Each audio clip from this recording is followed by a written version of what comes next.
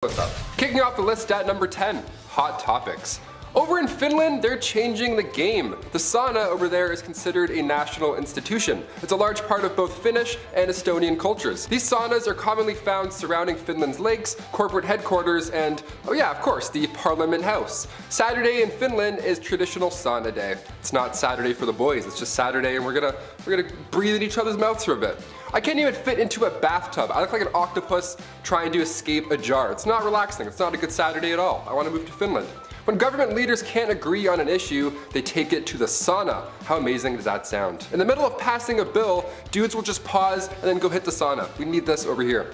Finns describe the sauna as a secret weapon behind their diplomatic advances. Director of the Finnish Employers Confederation described the ritual saying that it's easier to discuss problems openly. It's like when we're doing a presentation in class, they always say to imagine everybody naked. Well, this was just that scenario played out in real life. Take away the briefcase and tie, you're just a naked dude sitting on a bench talking about inflation. Kind of an odd picture when you think of it. Number 9, the outhouse.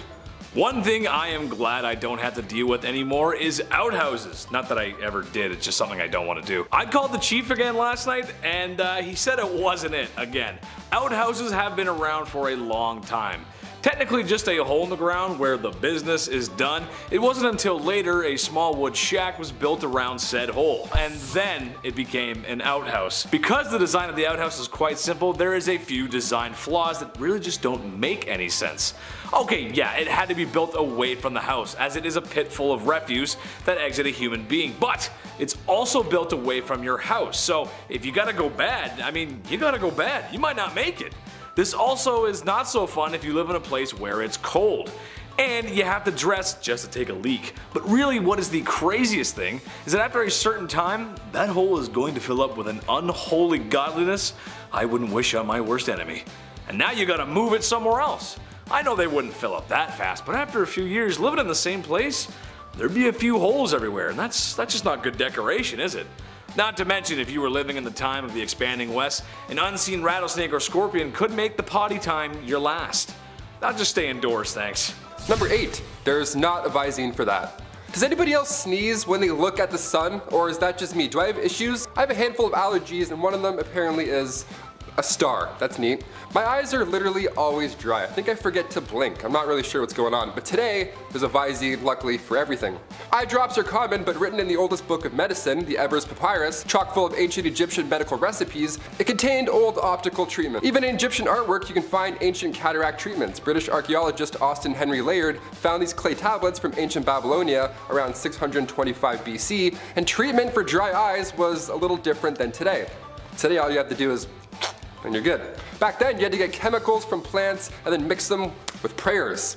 Good game, good luck. One ancient tablet described the treatment of the time saying, if a man's eyes are affected with dryness, he shall rub an onion and then drink a beer and then apply oil to his eyes. Just mix all that put it in your mouth, and then thou shalt disembowel a yellow frog mixed in its gall and curd and applied to its eyes. I don't even know what the f that means. Like imagine getting that on a prescription, you're like, a yellow frog? What? Number 7. One night with Venus, 2 years with Mercury. It wasn't too long after humans discovered toe curling that as much fun as that may be, there can be some unfortunate side effects. Knowing somebody in the biblical sense can transmit not so fun diseases, if you catch my drift. Like syphilis.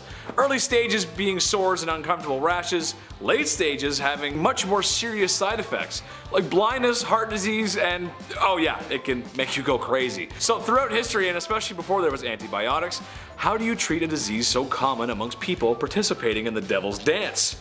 Liquid mercury. Yep. People try to treat a disease by consuming liquid mercury. When applied to the skin, it burned. Therefore, if it hurts, it works. It was noted that syphilis would go away after mercury treatments, but this could have just been a stage of the bedroom rodeo disease, as its symptoms disappear right before things get bad. This is also assuming that people taking mercury aren't getting sick of mercury poisoning in the first place. This practice continued way longer than it should have, as it wasn't until discoveries made in the 1900s that a better option for treating the brothel-related illness. Honestly, with this kind of logic, anything's possible. Sky's the limit when you're crazy. Number 6. The Great Stink of 1858. It's one thing living through a pandemic, but at least we're not living through something called the Great Stink. Yeah, the Great Stink of 1858. Who was responsible for this? What did you eat? What happened? Well, this was an event in central London and it lasted for a few months. In the summertime too, which is just great for great stinks. It was so hot and dry that the Thames dried up, leaving just sewage, just all that gross you can imagine. The smell was so bad, Parliament had to close for an entire day. I want to know who the first guy was to be like, you know what? Nah, I'm going home. This sucks. This sucks. Good call. In order to continue work, Parliament had to soak the curtains on the riverside of the building in lime chloride just so they wouldn't be sick. They just soak it in chloride to be like, that's better, it's better, we think.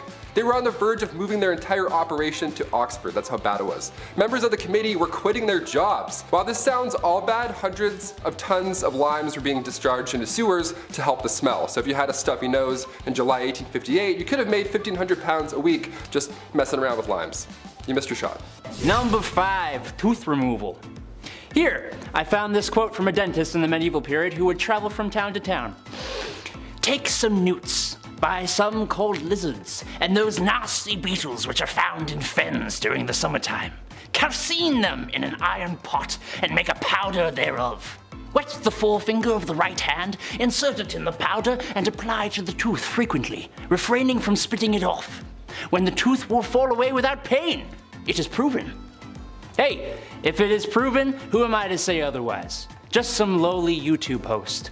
If you weren't using your Newton beetle powder to remove your tooth, then it looks like you're going the much more old-fashioned tooth-pulling route. And that was much, much worse. They had rudimentary anesthetics that was possibly used then, but you had to worry about bleeding and infection. I think I'll stick with my beetle newt powder. Number 4, Rejuvenique mask. I got another mask for you guys, I know, but I saw this and I just didn't know what to think, honestly. It's a mask that you wear, but it's plugged into a battery pack and it sends pulsations to your face. After, of course, you've applied the toning gel.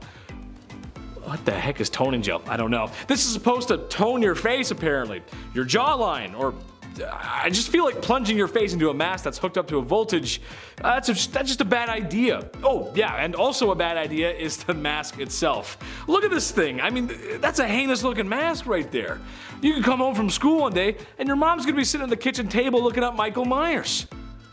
Oh, that's not okay. Please don't do horror movie beauty stuff, ladies, please. No, I don't wanna be scared. I don't like scary stuff. Number 3, spit black. Back in the roaring 20s, they had mascara, just like we do now.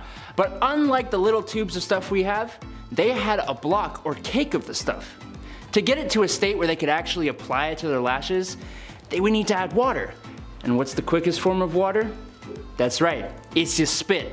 The mascara cake stuff was made of soap and coloring, which you don't really want to put near your eyes. But then, knowing that people are using their spit to apply it, it's your own spit, so I guess if you're comfortable with that, you do you, pal, but makes me think of dudes using their saliva to like lick their eyebrows. Ick. Number 2, sharp teeth.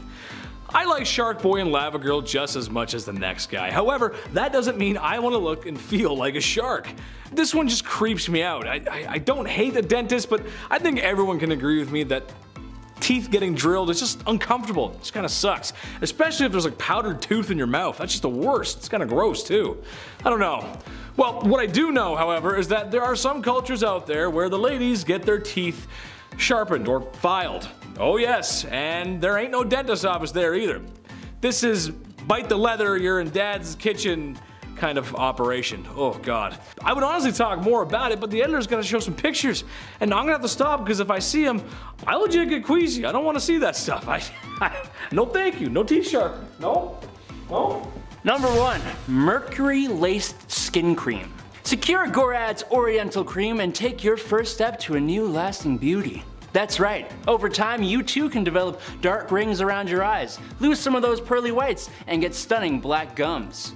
That's because Gorad's Oriental Cream is made with calomel. What is calomel, I hear you ask? It's a mercury compound.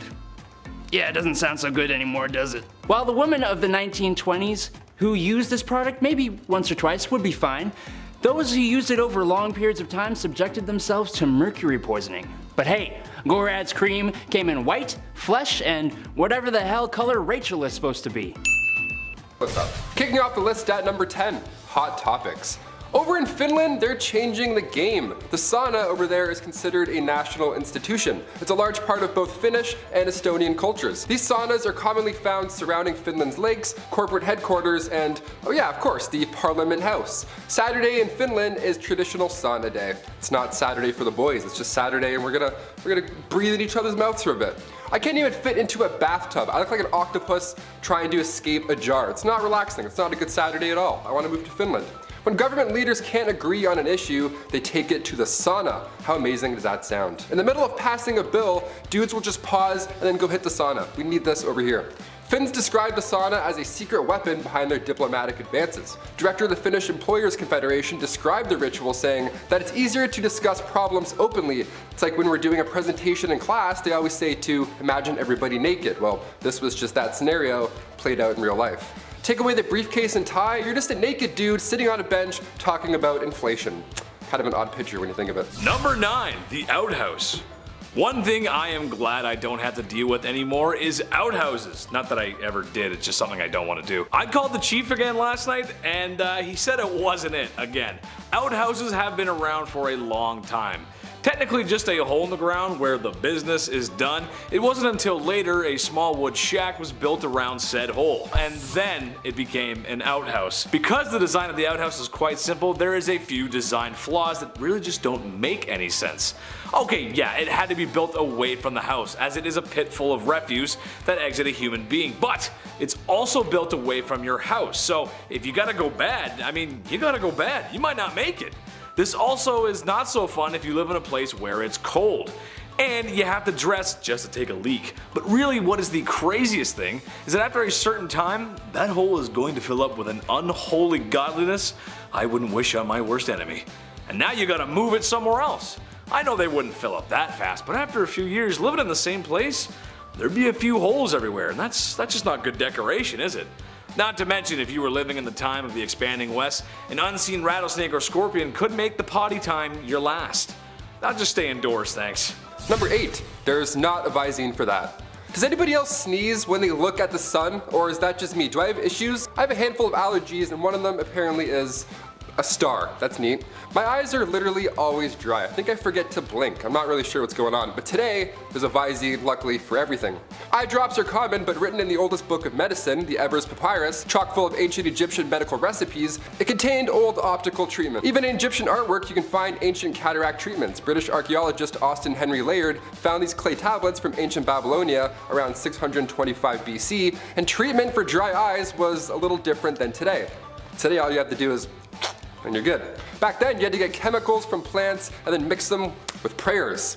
Good game, good luck. One ancient tablet described the treatment of the time saying, if a man's eyes are affected with dryness, he shall rub an onion and then drink a beer and then apply oil to his eyes. Just mix all that put it in your mouth, and then thou shalt disembowel a yellow frog mixed in its gall and curd and applied to its eyes. I don't even know what the f that means. Like imagine getting that on a prescription, you're like, a yellow frog? What? Number 7. 1 night with Venus, 2 years with Mercury. It wasn't too long after humans discovered toe curling that as much fun as that may be, there can be some unfortunate side effects. Knowing somebody in the biblical sense can transmit not so fun diseases, if you catch my drift. Like syphilis, early stages being sores and uncomfortable rashes, late stages having much more serious side effects, like blindness, heart disease, and oh yeah, it can make you go crazy. So throughout history, and especially before there was antibiotics, how do you treat a disease so common amongst people participating in the devil's dance? Liquid mercury, yep. People tried to treat a disease by consuming liquid mercury. When applied to the skin, it burned.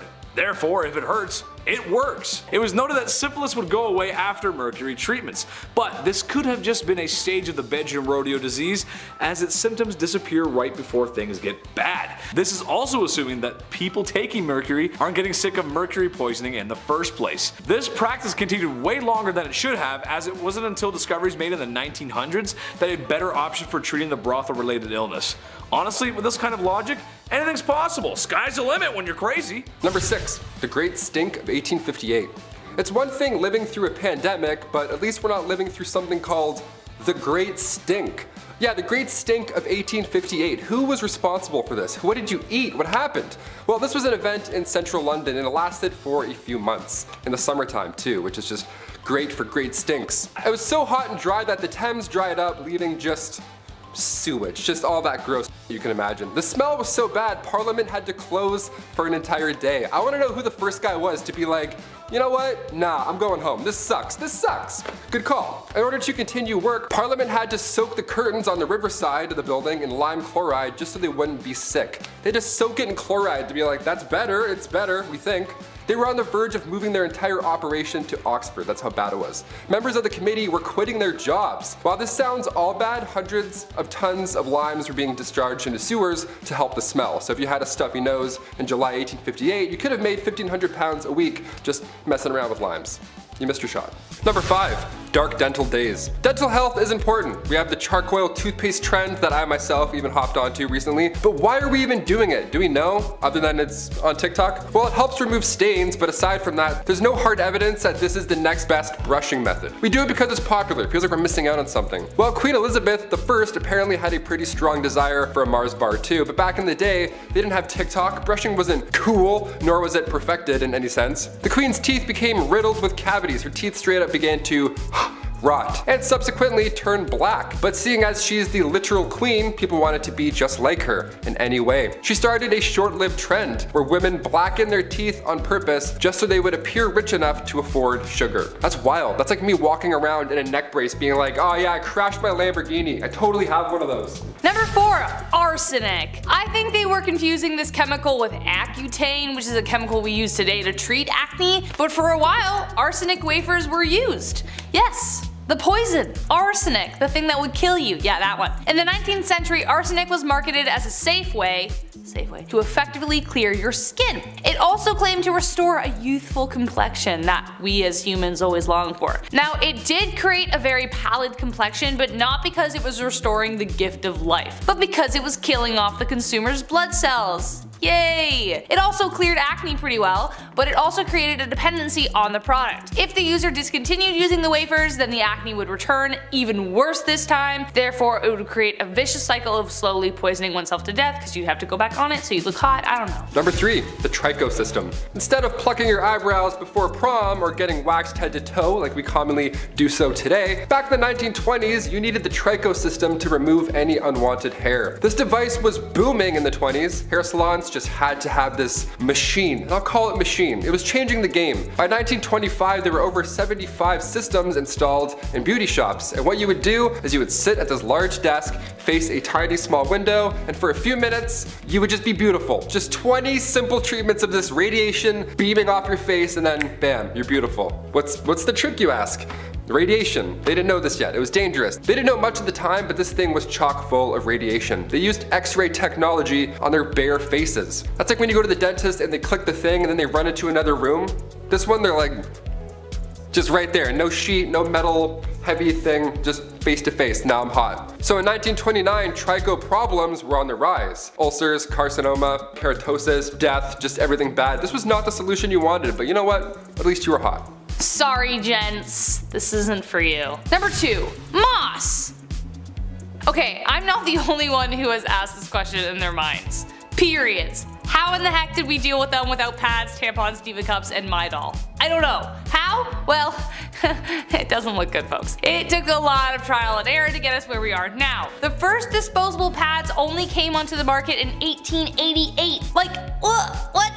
Even earlier prototypes of menstrual cups were made out of aluminum or hard rubber. But you may be surprised to learn that moss was a common resource. Yeah, the thing you see on rocks and trees. Cloth and cotton weren't enough, so they resorted to using moss to help absorb ant flow when she came by. It could have been grabbed from anywhere. Although we know that moss isn't the most hygienic of materials, as it could be grabbed from anywhere, as I just previously stated, a rock, a tree, who knows. Physicians believed it had antiseptic properties. They even used it on the battlefield to stem the flow of blood. Menstruation at the time was considered a sign of witchcraft, even though it happened every month. Poisonous and dangerous at the time. Okay, I know desperate times call for desperate measures, but like, they reused it. They didn't throw it out after. Ugh. Ugh. And finally, number 1. Roman toilets. When I go to the washroom, number 2, whatever, that's my time. I'll straight up hold it for like 3 business days until I get home. It's called a bowel movement for a reason. It's a movement, it's an event. I need isolation, quietness. These poor Romans, I mean, thank you for inventing the toilet and all, that's really great and dandy, but I feel very bad for the first group of individuals that had to use these stone benches. The early OG toilets. God, that looks so cold. Also, I guess stalls, like walls, they weren't invented until much later. Couldn't have thrown up some Bristol board, Euphelius? I don't want to be shoulder to shoulder with a guy who accidentally gulped some public spa water hours prior. And don't even worry about wiping also, because that wasn't invented until much later. You just do the old scrape, do the old stone cold scrape off the bench and then call it a day. Give this video a Roman thumbs down if you're glad for toilets. That means thumbs up. Kicking off the list at number 10, pig toilets. Yeah, we'll start off with a nasty one. Look, we're on the part 6 now. We're talking about some ancient hygiene practices. It's gonna get gross, it just has to at this point. I've talked about Roman toilets, horsehair dental floss, so now we gotta dive into some yucky stuff. Pig toilets began around 200 BC in China, and these pig toilets were actually pretty common. You would just go to the washroom over top of a pig pen. It's pretty straightforward. It's pretty awful, but also it's all they had. It's pretty awful, but I would say it's worse for the pigs. Definitely worse for the pigs. The pigs would eat the waste because it was mixed into their food. They couldn't tell the difference. Ugh, horrible. This was one of the few options to manage waste, especially in areas where plumbing wasn't possible. I talked about pigs going to court in a recent Bumblebee video. If I was a pig, I would be pressing charges left, right, and center after this. That's so disgusting. We're at number 10, and I want to puke. Nice, buckle up. Number 9, water closets. This one sounds fun. A closet full of water. What a blast, pun intended. Back in the 1800s, all over Europe, our modern day version of the bathroom came to life. Thankfully, I'm very glad this happened. If it didn't happen, it'd be a little bit different nowadays. It takes 2 things to have a water closet. A home big enough for a room purely devoted to waste, which is amazing. And of course, running water, that definitely helps. Sir John Harington, godson to Queen Elizabeth I, was determined to invent what we now know as the basic toilet. Back in 1596, he created this idea, and people actually made fun of this guy for spending so much time working on a useless device. Yeah. The more we know. Cut to 200 years later, another inventor by the name of Alexander Cummings reworked the water closet, added an S-trap, the little valve between the top and the bottom parts of the bowl, and now we're on the right track. Then a couple years later, in 1777, Samuel Prosser applied for a plunger closet patent and got it. A year later after that, Joseph Bramah enters the toilet game, adds a valve on the bottom, an old school ball cock. So we're getting there, slowly over time. Different inventors are bringing their new ideas in, all so that we can go and take a shit. Brahman was a sailor at the time, so his water closet was often used on ships of that era. Today we have toilets that flush automatically. Once you get up or move around, the sensors think you're done, and then they blast away. If you stand and wipe, good game. This thing's gonna be making noise all day long. Number 8.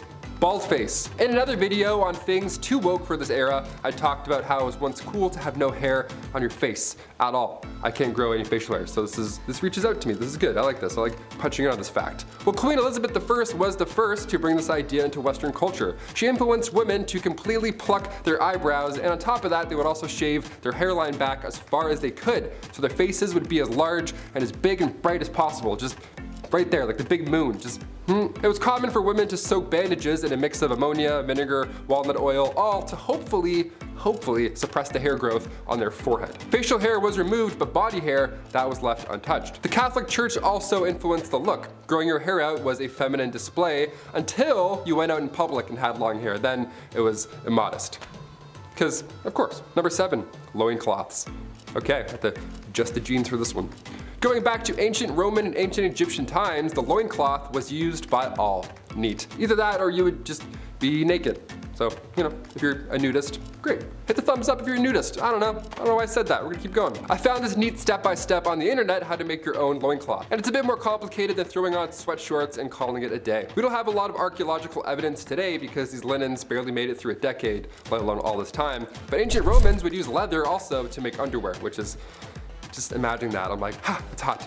Hot goat skin wrapped around your waist in the sun. We love it. We still use leather today when it comes to undergarments, but we'll save that talk for another time. Number 6, breast bags. There's a neat term, breast bags. Let's bring that one back, see if it sticks. Now, contrary to what I just explained over at point number 7, women, more often than not, didn't wear undergarments in the Middle Ages. Up here, at least. But in 2008 at Austria's Langborn Castle, something that resembled a modern day bra was discovered. It's believed that only higher ups, ladies of nobility rather, were the only ones who had the privilege to wear these breast bags, or breast cups. I say breast bags, sounds a little funnier. We have bags of milk in Canada, so you know, I'm connecting the, yeah, that's I gotta connect the jokes. I can't say much personally, but this does not look supportive enough at all. It's like a pirate flag, it's like ripped apart, this is nothing. If you have back problems, I don't think these breast bags are gonna help you. If you're ever catching up on some 13th century readings, well, now you have an image when you see the word breast bag. This eye patch that they called support. Number 5, crocodile done the deed. Again, I'm saying this again. Who had the gall? Who had the damn audacity to look at a steaming pile of digested animal excrement and go, you know, that will work for insert problem here. Once again, I put the question, how the heck did we survive? But nevertheless, we are here once again to bring to you yet another animal poop cure-all, and this time it was for contraception. Yes, in ancient Egypt, women would use crocodile dung as a contraceptive. Yay! Now, crocodiles were worshipped and sacred to the ancient Egyptians, so that could be one reason why they thought it would help. They would mix it with sour milk, to make it a pasty kind of poop dough with a hope that would create an acidic barrier to sperm. Kind of like a dungy version of a diaphragm or a cap used today, but covered in spermicide. We had to start somewhere, but I honestly can't think of a better way to kill the mood. Hold on, honey. Gotta shove some poop out there. Number 4, sulfur for freckles. Ooh, this next one gets me hot. This next one hits too close to home. Sorry, frecklers. I love my freckles. Every summer they pop harder and harder. Better, faster, and stronger. I love them. But back in the day, there were some pretty insane methods to get rid of them. I know, get rid of them. How could you, right? How dare you? Having freckles in ancient Roman days meant you couldn't participate in your favorite magical rituals. Yeah, sorry, Balthazar. I'll catch the next meeting, I guess. I'm gonna go wash up. Having freckles meant you were impure or polluted. And in ancient Greece, having a beauty mark or 1,000 on your face or cheek meant a bright future was in store for you. So depends really where I am. I'm like, huh? Medieval Europe, moles or freckles meant that you were for sure a witch. Great. That one they're onto something a little bit. I got witchy vibes. Ancient China, if you had a red or black mole, that was actually a good sign. But a brown mole, like this one, meant grave warning signs. Eee. So depending where and when you were, that freckle that you named when you were 7 could have possibly changed your entire life. In places where freckles weren't desirable, sulfur was used daily to get rid of them. We don't recommend lathering your face with sulfur. In fact, I think magical rituals are safer. Number 3, Versailles and other palaces. Did anyone else imagine when they were a kid that they were born in the wrong era and should have been like prancing around in golden embroidered gowns in palaces, or being in a masquerade decked in velvet across the room from your secret lover? Some more than most. Except there is a lot missing from that fantasy, specifically the smell. You'd think a place like Versailles with like halls of mirrors and lots of gold everywhere would be like the cleanest place to live in the 18th century, but the reality was stomach churning. Remember that red velvet dress? Well, that hadn't been washed in God knows how long, and you were stuffed in a room with people wearing the same thing, and everywhere was a toilet. That's right, nobles didn't wait to empty themselves in a chamber pot or bathroom of some kind. Versailles was their toilet. They would relieve themselves in empty fire pits, imagine if it was occupied, in the stairwell, behind doors, wherever they felt. Sounds too ridiculous to be true?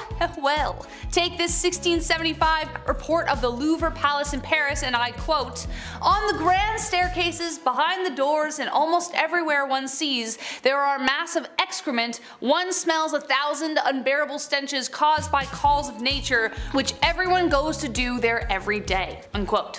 Things got so bad in other palaces, Henry VIII even had to decree that cooks in the royal kitchen were forbidden to work naked. Why were they working naked? I don't know. Or in garments of such vileness as they do. So as for my first point, I think I was born in precisely the right era. Number 2, finger food. You ever go to somebody's house for dinner and they have like 15 forks laying in front of you, just way too many utensils for no reason. That's why I like nachos, okay? It's not intimidating. Burgers aren't intimidating. You can just eat with your hands and get messy. It's easier. It's way more fun as well, just to dive in and make an absolute mess. Like medieval times, for example, they had cutlery, but you had to be somebody fancy to have it. Most of the population, being poor and all, had to eat with their hands. Chopsticks were first used during the Shang dynasty. The oldest chopsticks ever found went as far back as 3000 BC. But come 400 AD, China's population spiked, resulting in a lack of resources for food.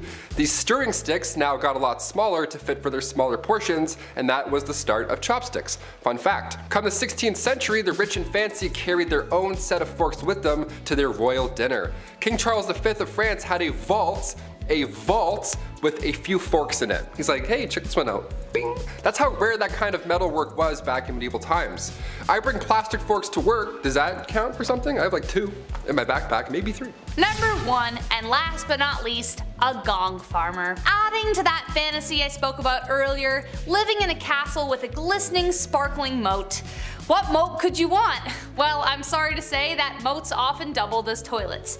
Very often when castles were built, the toilets would be built high up in the castle hanging over the moat so that it would just drop right in there. But another way they would deal with their droppings was to build a toiletry over a cesspit, kind of like an outhouse, or kind of exactly like an outhouse. Except at one point the cesspit would fill up.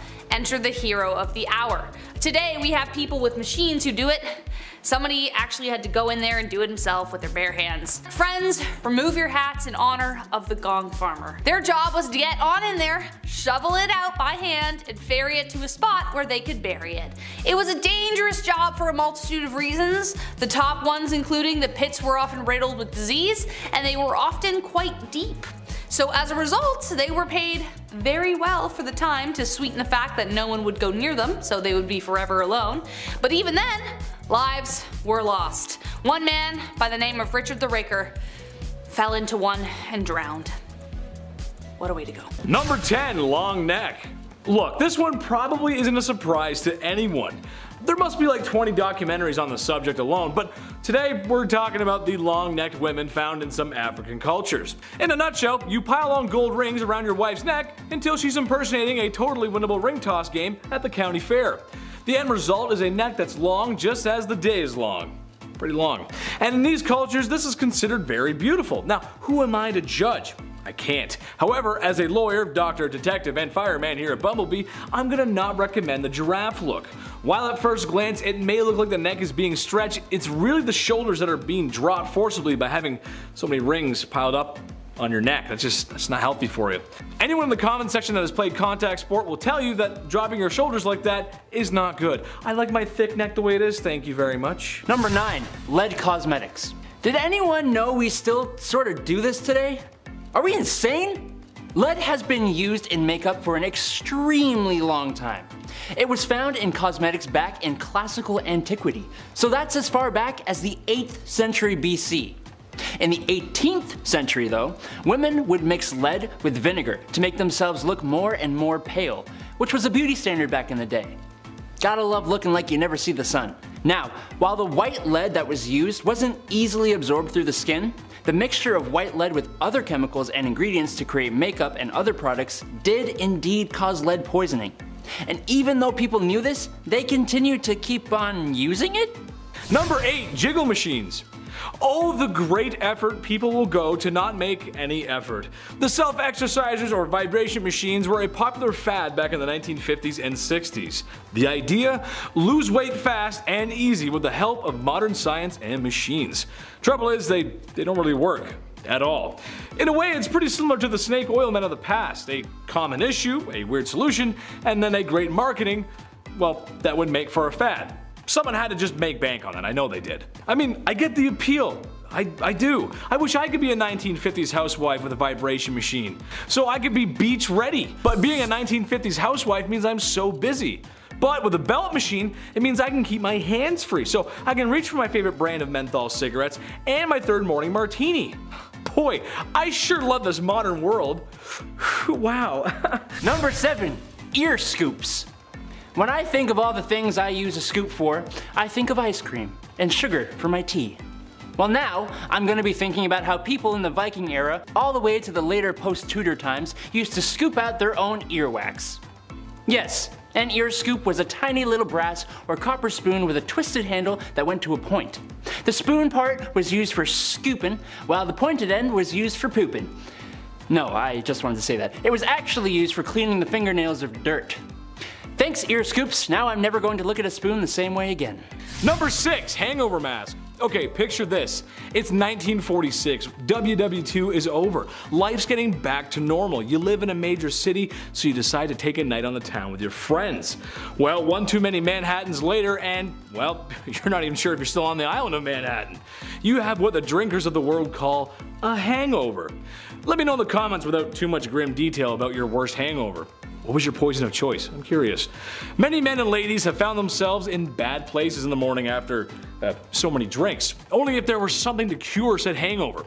Well, ladies, you're in luck. The hangover mask aims to cure that. It's basically just a mask with plastic ice cubes. However, I'm gonna get a little personal and say that every hangover I've ever had, I didn't need a face mask. I needed some water. And a bucket since the bathroom was too far away. I don't know why would your face need to be cold? I don't really understand that part. I don't know. Number 5, urine deep. Turns out we used pee for a lot of things back in the day, and today we still do? Question mark? The Romans used urine to wash their clothes, and even more impressive / gross is the fact that they used urine to help with inflammation, burns, or skin disease. Yeah, pee was the #1 trick. Get it? Number 1? Okay, we'll move on. Best way to whiten that smile was not a Crest white strip, but rather a facial mask dipped in the mellow yellow. Just pee.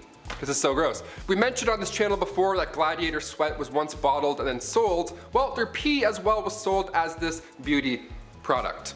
Clean out those pores with a drop of Igor. Get it while it's hot, folks. This is extremely gross, obviously, but it does make sense. The ammonia in urine kicks stains away for good. That's why they would wash their clothes in the same way. Now we get it. History. Gross. Number 4, rush plants. Today we use chic shag carpets that, you know, really tie the room together. Sips White Russian. But back in the olden times, they used something called the rush plant to pad their floors. But the thing was, this layer of dense plant material was a breeding ground for nits, ticks, and other creepy crawlies. It was a really unsanitary situation, but like, what else were you supposed to do?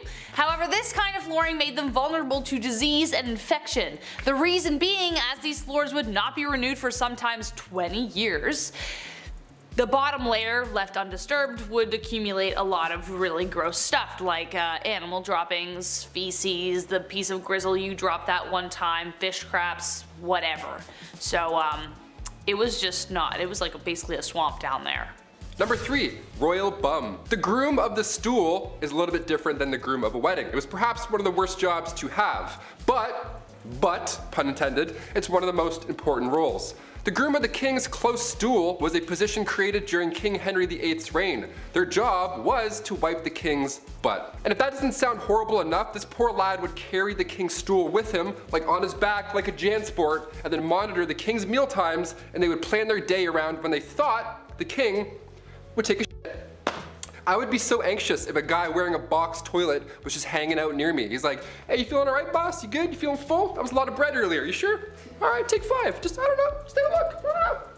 I'll let you be. Just jump. You must be thinking, what poor soul got stuck with this job? Well, this job was an honor, my friend. Sons of noblemen were awarded this role. You would get pretty close to the king, I mean, obviously, but as time went on, these grooms became secretaries to that king. Pretty good upgrade. Eventually, getting a higher pay and benefits. Yeah, I would hope so. Even the king's walking, talking toilet gets dental back in the day. How neat is that? Number 2, eagle dung. I'm honestly not even sure what to say about this. You know? You have to have some kind of magnificent conviction to be like, I have no reason to believe this is true, but I am 110% sure that bird dung will fix it. Like, that's some kind of confidence I don't think I'm ever gonna get. Eagle dung was a common substance found in the birthing room of all places. It was often rubbed in to alleviate the pain, most often accompanied by rose water, because who wants to smell that while they're bringing life to the world? No one, obviously. Obviously that didn't work, and the bacteria from the stuff probably didn't help their recovery either. They also used to place amulets and charms on the stomach to speed contractions and put coriander on the thighs. Coriander was believed to attract the baby out of the womb. A risky move considering people either love or hate coriander. There's no in between. It either tastes like soap or it's the best thing you've ever had. If the delivery was proving difficult, they would open cupboard doors, untie hair, and perform other metaphors to help the mother deliver easier. But it's the eagle dung that really gets me here, folks. I have no excuse for them. Number 1, the dirty dead. What feels like a never-ending maze, the catacombs under Paris stretch for hundreds of miles. They're a big tourist attraction obviously today. Horror movies have been made about these catacombs, just these walls of skulls, but where did they come from? Why were they put there? Also, how bad was that smell? See, originally the tunnels were built for Paris stone mines, but near the end of the 18th century, its purpose started to shift. Cemeteries were starting to pile up, and I mean that in a literal sense, disgusting. There was nowhere to put all these bodies, and everybody else started to get sick because of them, because they were breathing in, you know, dad corpse hot dog breath. They didn't quite know how to handle the dead in a clean way, so they just wanted these bodies out of sight and out of mind. So all these dead bodies that were laying in alleys or on the side of the road, they were gathered and then tossed under the city in these tunnels. These tunnels have been there for centuries before them, so you might as well put them to good use. And by good use, I mean let's just stack skulls in an orderly fashion and terrorize civilians for centuries to come. Beautiful. Number 10, spitting.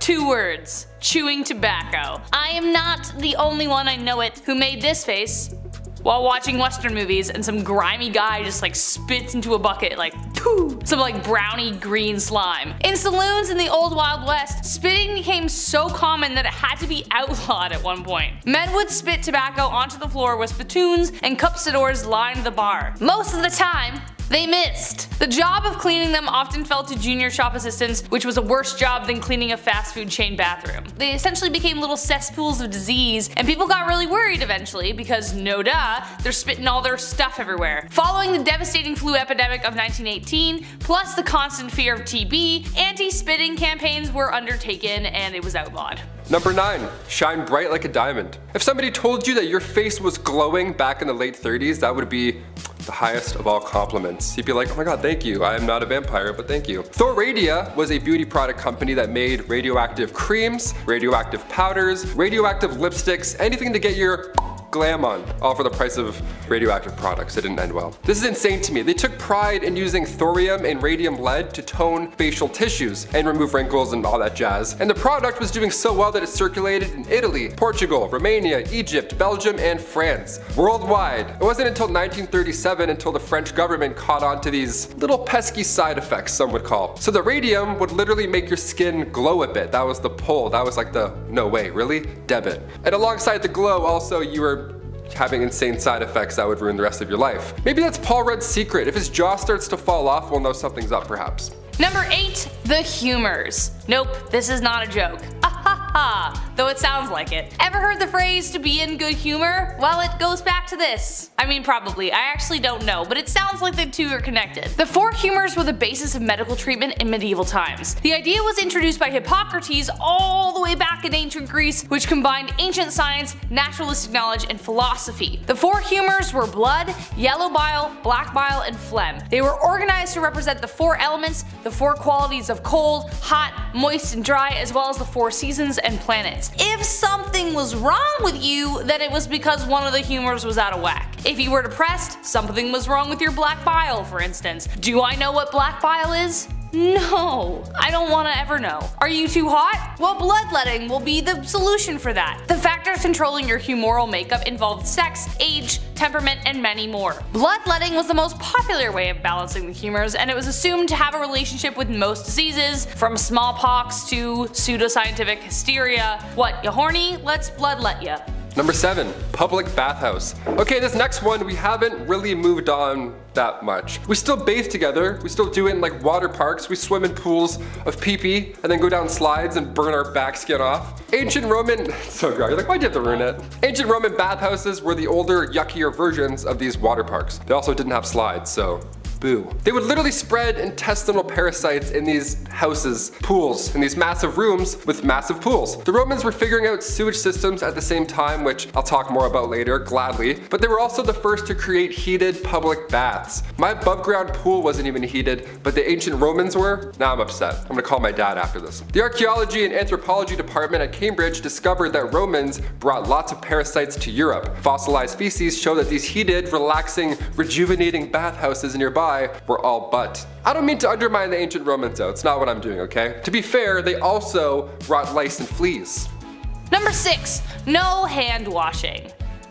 I don't know. Believe it or not, washing your hands as a doctor before doing anything was a controversial idea. Today, especially due to the last 2 years, we all have a tune we sing while washing our hands to ensure we're lathering for like full 20 seconds. We've all done it. But when doctors discovered it was their fault people were getting sick, they didn't rejoice, they got offended. The whole conversation started because of a man called Ignaz Semmelweis. He was studying the differences between two birthing hospitals, one run by midwives, the other by doctors and students. The mortality rate at the latter was way higher than the other. They were dying from something known as childbed fever, more closely known as sepsis. After a series of trial and error, he hypothesized that it was because the students were touching cadavers and then touching the mothers. He then made them clean every tool in their hands with chlorine solution, literally the best thing to kill germs, though he didn't know that at the time, he just assumed it would work. Well, wouldn't you know, mortality rates improved significantly, but when he tried to enforce his findings, doctors were upset they were being blamed for the deaths. He ended up getting fired over it and eventually thrown into a mental asylum near the end of his life.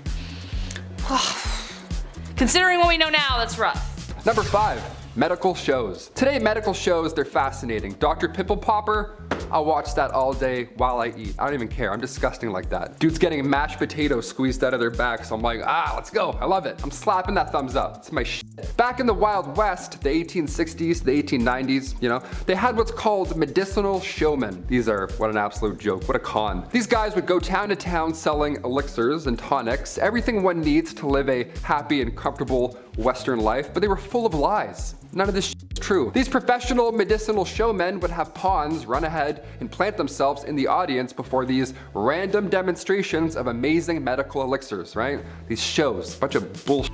They would call up random audience members, that guy that ran ahead, and then use one of these elixirs and magically treat their ailment on the spot in front of the public, right? Almost as if it was a magic show. One of the most successful of these elixirs was the elixir made from John Healy and Charles Bigelow. It was a mixture of herbs, roots, and animal fat, said to treat any and all illness, but in reality, it was just an extremely strong laxative. So yeah, if you're gonna take it, make sure you're close to home.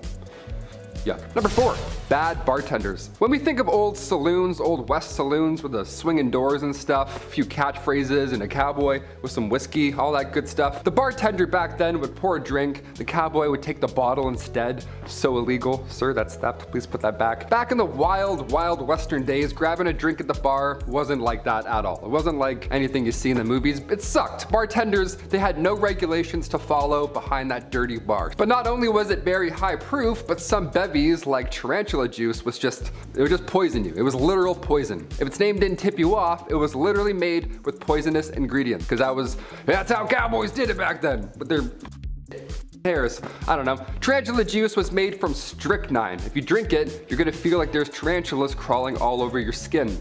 That was their pitch back then. They're like, happy hour, come get tarantula juice. I'm like, awesome, thank you so much. How do I not tip? Which button do I press to not give you money, you freak? Number 3, grow it out. In the Old West era of the United States, men often grew their hair long as a practical choice rather than a cool fashion statement. You know what I mean? All those bandits with their long hair, they had to. Living in the rugged and often isolated terrain of the West, men had to perform many physically demanding tasks like hunting, ranching, mining, pouring whiskey drinks and tarantula juice. Long hair would help protect their scalp and neck from the sun and wind and all that good stuff. But it's important to note that haircuts were not always easily accessible back then. And many men back then could not afford them or did not have access to a barber. It's like, I can't cut it. It's like, where? We don't have anything. We don't have dental. What do we do? As a result, growing their hair long became a practical and functional choice for many men back in the Old West rather than, you know, style. They were going for looks back then. They weren't doing man buns, doing the cowboy thing. They're like, no, I have bugs. I don't want you to see my bugs. I'm gonna grow it, thanks. Number 2,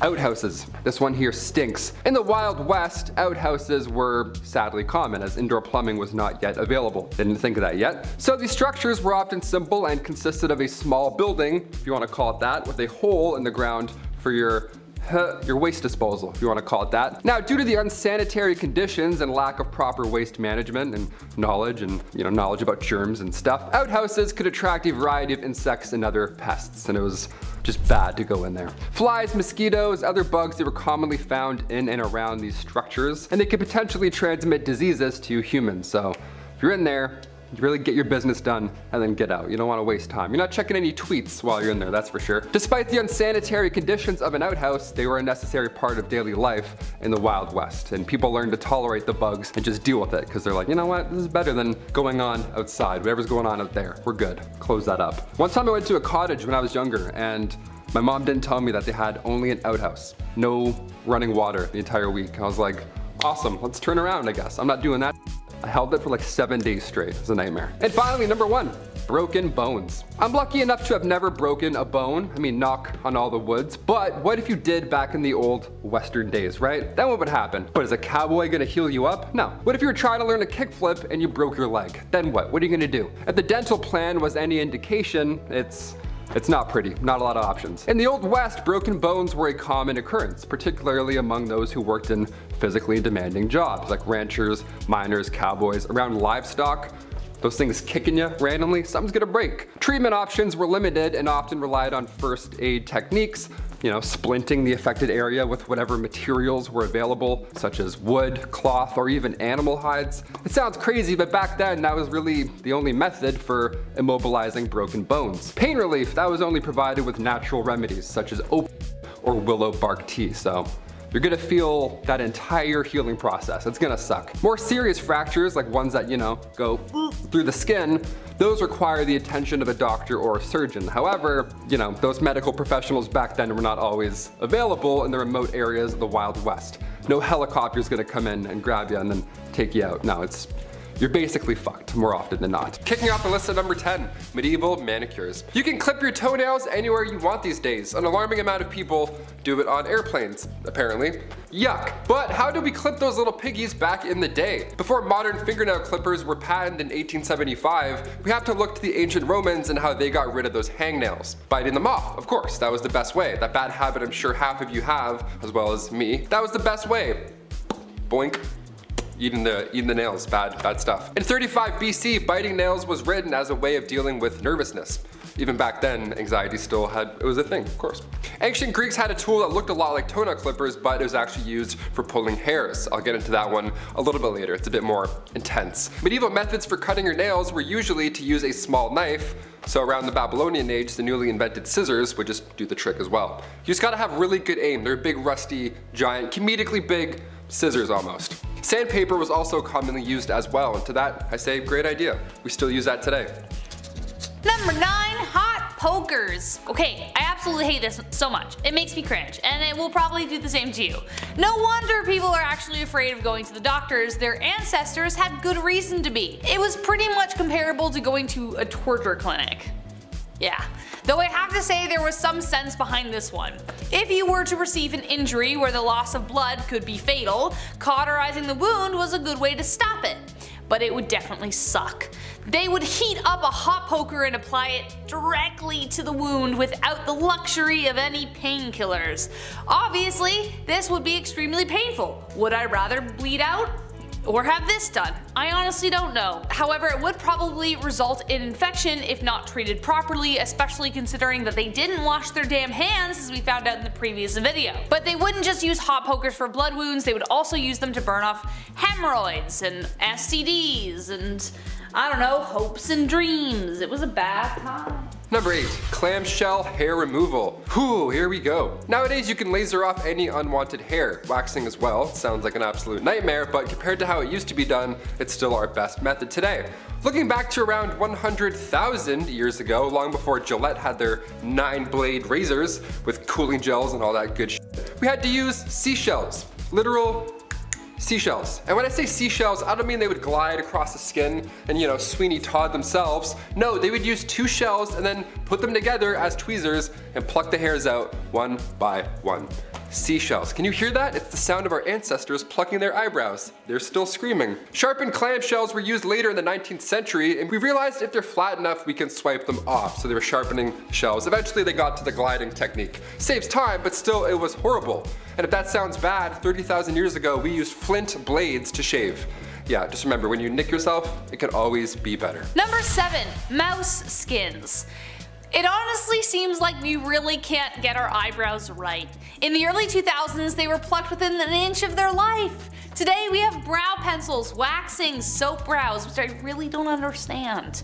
Back in Elizabethan times, they were plucked entirely off of the face to make foreheads look bigger, and now there's this trend. Eventually, bountiful eyebrows came back into fashion, and for those women who weren't blessed with such brows, resorted to mouse traps. That's right, in order to get that luscious furry frame above their eyes, they would catch mice, skin them, and apply them to their eyes. Yay! In the 17th and 18th century, more specifically, women of nobility were known for shaving off their eyebrows entirely and stick on the mouse skin. It was better if the mice had really dark fur because the popular look of the time was pale skin and black eyebrows. Gee, I wonder where Snow White came from. But even more hilariously, they would place their brows higher than normal so they walked around looking surprised all the time. Imagine one of them receiving the worst news possible while simultaneously looking like they just won the lottery. Also, the glue wasn't very good, so they would fall off at leisure.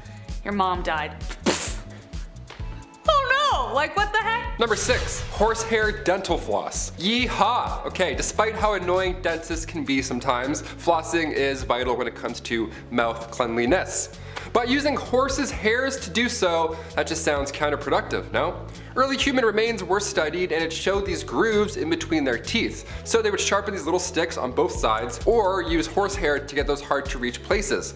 Even back then, way in ancient times. If it wasn't horsehair, it was thin, long twigs. Honestly, I'd rather use the twigs. At least that has like a scent of some sort. I don't know, like mint, minto green, something like that. Horse back? No. It really wasn't until 1815 until a New Orleans dentist named Levi Spear started to use silk thread to floss in between the teeth instead of hair. Thank you, Levi. As fun as horsehair flossing sounds, I'm gonna stick to the spearmint. Spearmint. Levi Spear.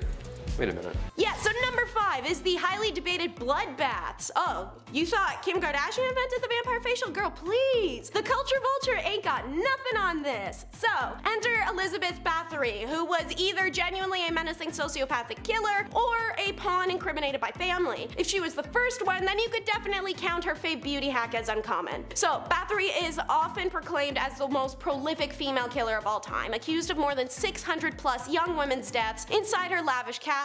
According to legend, she believed bathing in virginal blood would grant her eternal youth. And according to witnesses, if you want to believe a bunch of biased people after her money, Bathory's crimes took place between 1590 and 1610, with the most vicious happening after her husband's death in 1604. And it would take the blood of 3 maidens to fill Bathory's clawfoot porcelain tub. She would also use the blood as lip tint and rouge, and Bathory's alleged crimes have inspired films, plays, operas, television shows, and even video games. And you may be wondering, what is that exotic scent? Well, it's number 4, dead cat musk. Henry VIII had some fun and fabulous hygiene habits. He invented groom of the stool, didn't bathe often, and when he did, it was in an olden age version of a wooden jacuzzi tub, and he always had someone else wash his undercarriage. Sometimes while taking these baths to ease the pain in his sore leg, Henry soaked a mixture of herbs, musk, and civet. What is civet? Well, the segment's name should probably imply it. It's a dead cat. It's a fancy kind of dead cat to be particular because it's small, wild, and carnivorous with a super distinct smell. I am not sure what cat musk smells like, but if it's anything like the smell of their spray, I am more than okay with not knowing. Like many people of his day, Henry also went to bed in a piece of fur so that fleas and lice would jump on it and not his royal skin. Which begs the question, wouldn't the fleas be confused if you smelled like a dead cat? Banned from drinking it but love to bathe in it. Number 3 is Mary Queen of Wine. Get it? Because she's usually called Mary Queen of Scots, and Scots sounds like Scotch. Went too far with it. That's okay. Anyways, so apparently Mary Queen of Scots wouldn't bathe in mere water but in sweet white wine, as she believed it to be good for her complexion. She wouldn't touch a drop of the drink, being staunchly religious, but she still kept wine stores just to have poured in her bathtub, believing it to make her look pale and beautiful. Also, Mary equipped this as a form of pain relief. With venotherapy, including wine massages, facials, and baths remaining popular today, this shouldn't actually come as a surprise, especially because wine baths can be traced back to the times of Greece and Rome. There's even a very famous 16th century recipe called affar balafashia, which translates to make a beautiful face. And it has a recipe to create a cosmic brew by boiling rosemary flowers with white wine. Quite a few people have tried it, as you can find the recipe online, and one tester group was called the Beautiful Chemistry Project, which studies its effects on skin quality and discovered that the process released essential oils and chemicals with antibacterial, moisture binding, collagen growth stimulating, stimulating, anti-inflammatory, antioxidant, brightening, and soothing effects. Number 2 is the stuff of nightmare. It's the permed wig. This really came as a shocker and is quite weird. So, when King Charles II had intercourse with ladies, he would collect some of their down there hair, and then he would stitch it into a wig, which he donated to a club for rich nobles, I don't know, to like look at it, and then it was stolen from that club, where someone starts another club where people came just to kiss the wig thing. Anyway, so King George IV was so inspired by this, he started doing the same. But unfortunately, he failed to complete his down there hair wig because he died before he finished collecting enough hair. Yeah, moving on. And last but not least, number 1, ohaguro. So, the Japanese custom of blackening one's teeth is an ancient practice, whether in the famous Genji Monogatari, a book from the 12th century that is considered the world's very first novel, or in various fairy and folk tales. The art of blackening one's teeth held a prominent place in Japan's history for some time. One of the main reasons for ohaguro is the fact that for hundreds of years, pitch black objects were regarded with immense beauty. It's only natural that people want to get closer to what they deem as beautiful, just like the process of having one's teeth bleached to appear more white in modern times. So, using a solution called kenemizu, made out of ferric acetate from iron fillings mixed with vinegar and tannin from vegetables or tea, the custom was first used to celebrate someone's coming of age. Around the end of the Heian period, teeth blackening was done by adult aristocrats and nobles regardless of gender on a daily basis. By the time we hit the Edo period in 1603, teeth blackening is a sign of nobility and aristocracy exclusively, especially amongst wealthy married women trying to mimic the allure of a geisha. Even now, when walking the streets of Kyoto, Japan's old capital, it's not uncommon to meet a mako with pitch black teeth. As you might know, during the end of the Edo period and the beginning of the Meiji period, Japan was visited by Western foreigners after almost 200 years of seclusion. Being used to Western beauty standards, many visitors were shocked to see women with black teeth walking around. Some even thought that the Japanese people had terrible mouth hygiene, mistaking the dye for actual tooth rot, and then others, having realized the blackening was on purpose, wondered why Japanese women would disfigure themselves. Okay, so ohaguro was banned by the Meiji government in 1870 to appeal to Western opinions, and the art of dyeing one's teeth was almost forgotten. Today, it can be seen in theaters, movies, and the aforementioned Kyoto, where geisha and maiko still roam the street. Number 10, the switchblade comb. Hey, leather jackets, smacking jukeboxes, and a switchblade knife. Nobody was cooler than the Fonz on Happy Days. Well, maybe your uncle. Everybody has a cool uncle. But something I just think is silly, or something a lot of men probably use today, or at least the super cool guys who have no idea what or who the Fonz is, the switchblade comb. Basically, it's the same thing as a switchblade, but instead of a small blade, you got something to comb your hair with. Because when you're a man, you have to look fresh and tough at the same time. Trust me, ladies, it's how we operate. Gotta look tough, gotta look mean. And kick the jukebox, ayy. Number 9, the ball jacuzzi. I don't know about you guys, but there is nothing better than a nice hot tub. I'd like to say I spend a lot of time in hot tubs with cute girls. However, due to my financial situation, most of the hot tubbing that I've done has been at public pools where I shared a hot tub with older Italian and Greek men who I swear were still wearing sweaters. But that was just their hair. Speaking of hair and saggy skin, meet the Tescuzzi, a tiny hot tub for the piscadille and 2 matzo balls. Hey, I understand, your undercarriage has to stay clean, and honestly, I would love one. Chris and I were talking about we want one. We might even share one, who knows? Number 8, the all-in-one. Alright man, this one goes out to us, the manly men, the dads, the sons, the brothers. The men who work all day and night and still have time for their family. I appreciate you and I see you, brother. Want to know why we have so much time, ladies? Well, that's because we've cut back on time in the shower with a very 5-head invention. We call it body wash, or face wash, or shampoo, because we use it for everything. 3-in-1, yes, that's right. If we buy a body wash product, that means it will be used all over our bodies. No time for L'Oreal Pantene or that purple shampoo with the kangaroo. We speedrun shower so we can get back into doing the things that you ladies love. Like not putting the toilet seat down. Number 7, king of the porcelain throne. Kings, I hear you. Life can be busy and the shower speedrun is not the only product that we've invented. Here's another shout out to all my kings who take extra time while sitting upon the porcelain throne. I salute you. Yes, that's right. Besides doing the hygienic process of evacuating one's bowels, we take a mental health break in the bathroom. A time to check in, relax, take inventory, and take a breath of some not so fresh air, especially if you ate Taco Bell the night before. Is it strange to sit there in that situation? Perhaps, but like any other guru, we need a space to feel our spirituality. Would Yoda be Yoda if he didn't meditate? Sit on the toilet, I will. Number 6, the beard apron. This is just so smart, and I'm seriously considering buying one because this is the bane of my existence. Sometimes the lumberjack look is too much for me, and the closer I get to looking like Chris Farley, the better. I think I have a great motivational speaker impression. Maybe I'll show you guys one day. We'll see. I don't know. However, when shaving my beard, I have nowhere to go, and it's too cold in the winter to do it outside, so that's why this is so smart. Basically, it's an apron that you post up like a hammock. So when you're shaving down those chiseled cheekbones of yours, all the little hairs fall into the apron. That way your GF can't yell at you because there's no mess to be made. Necessity truly is the mother of all invention. Number 5, the human fly trap. This is honestly so 5-head. A brilliant play. Might be one of the best moves I've ever seen. Have you ever been to a picnic with a nice sandwich, some fresh crisp potato chips, and an ice cold lemonade as you sit on a warm blanket, enjoying the view just over yonder? When all of a sudden you are attacked by a swarm of bugs that just ruin the vibes, and now you don't even want the sandwich. Who made this lemonade? It's so bitter. I don't even like chips. The pharaohs of ancient Egypt felt the same way, except they had a great way to deal with it. Simply take a few of my servants and slather them in honey.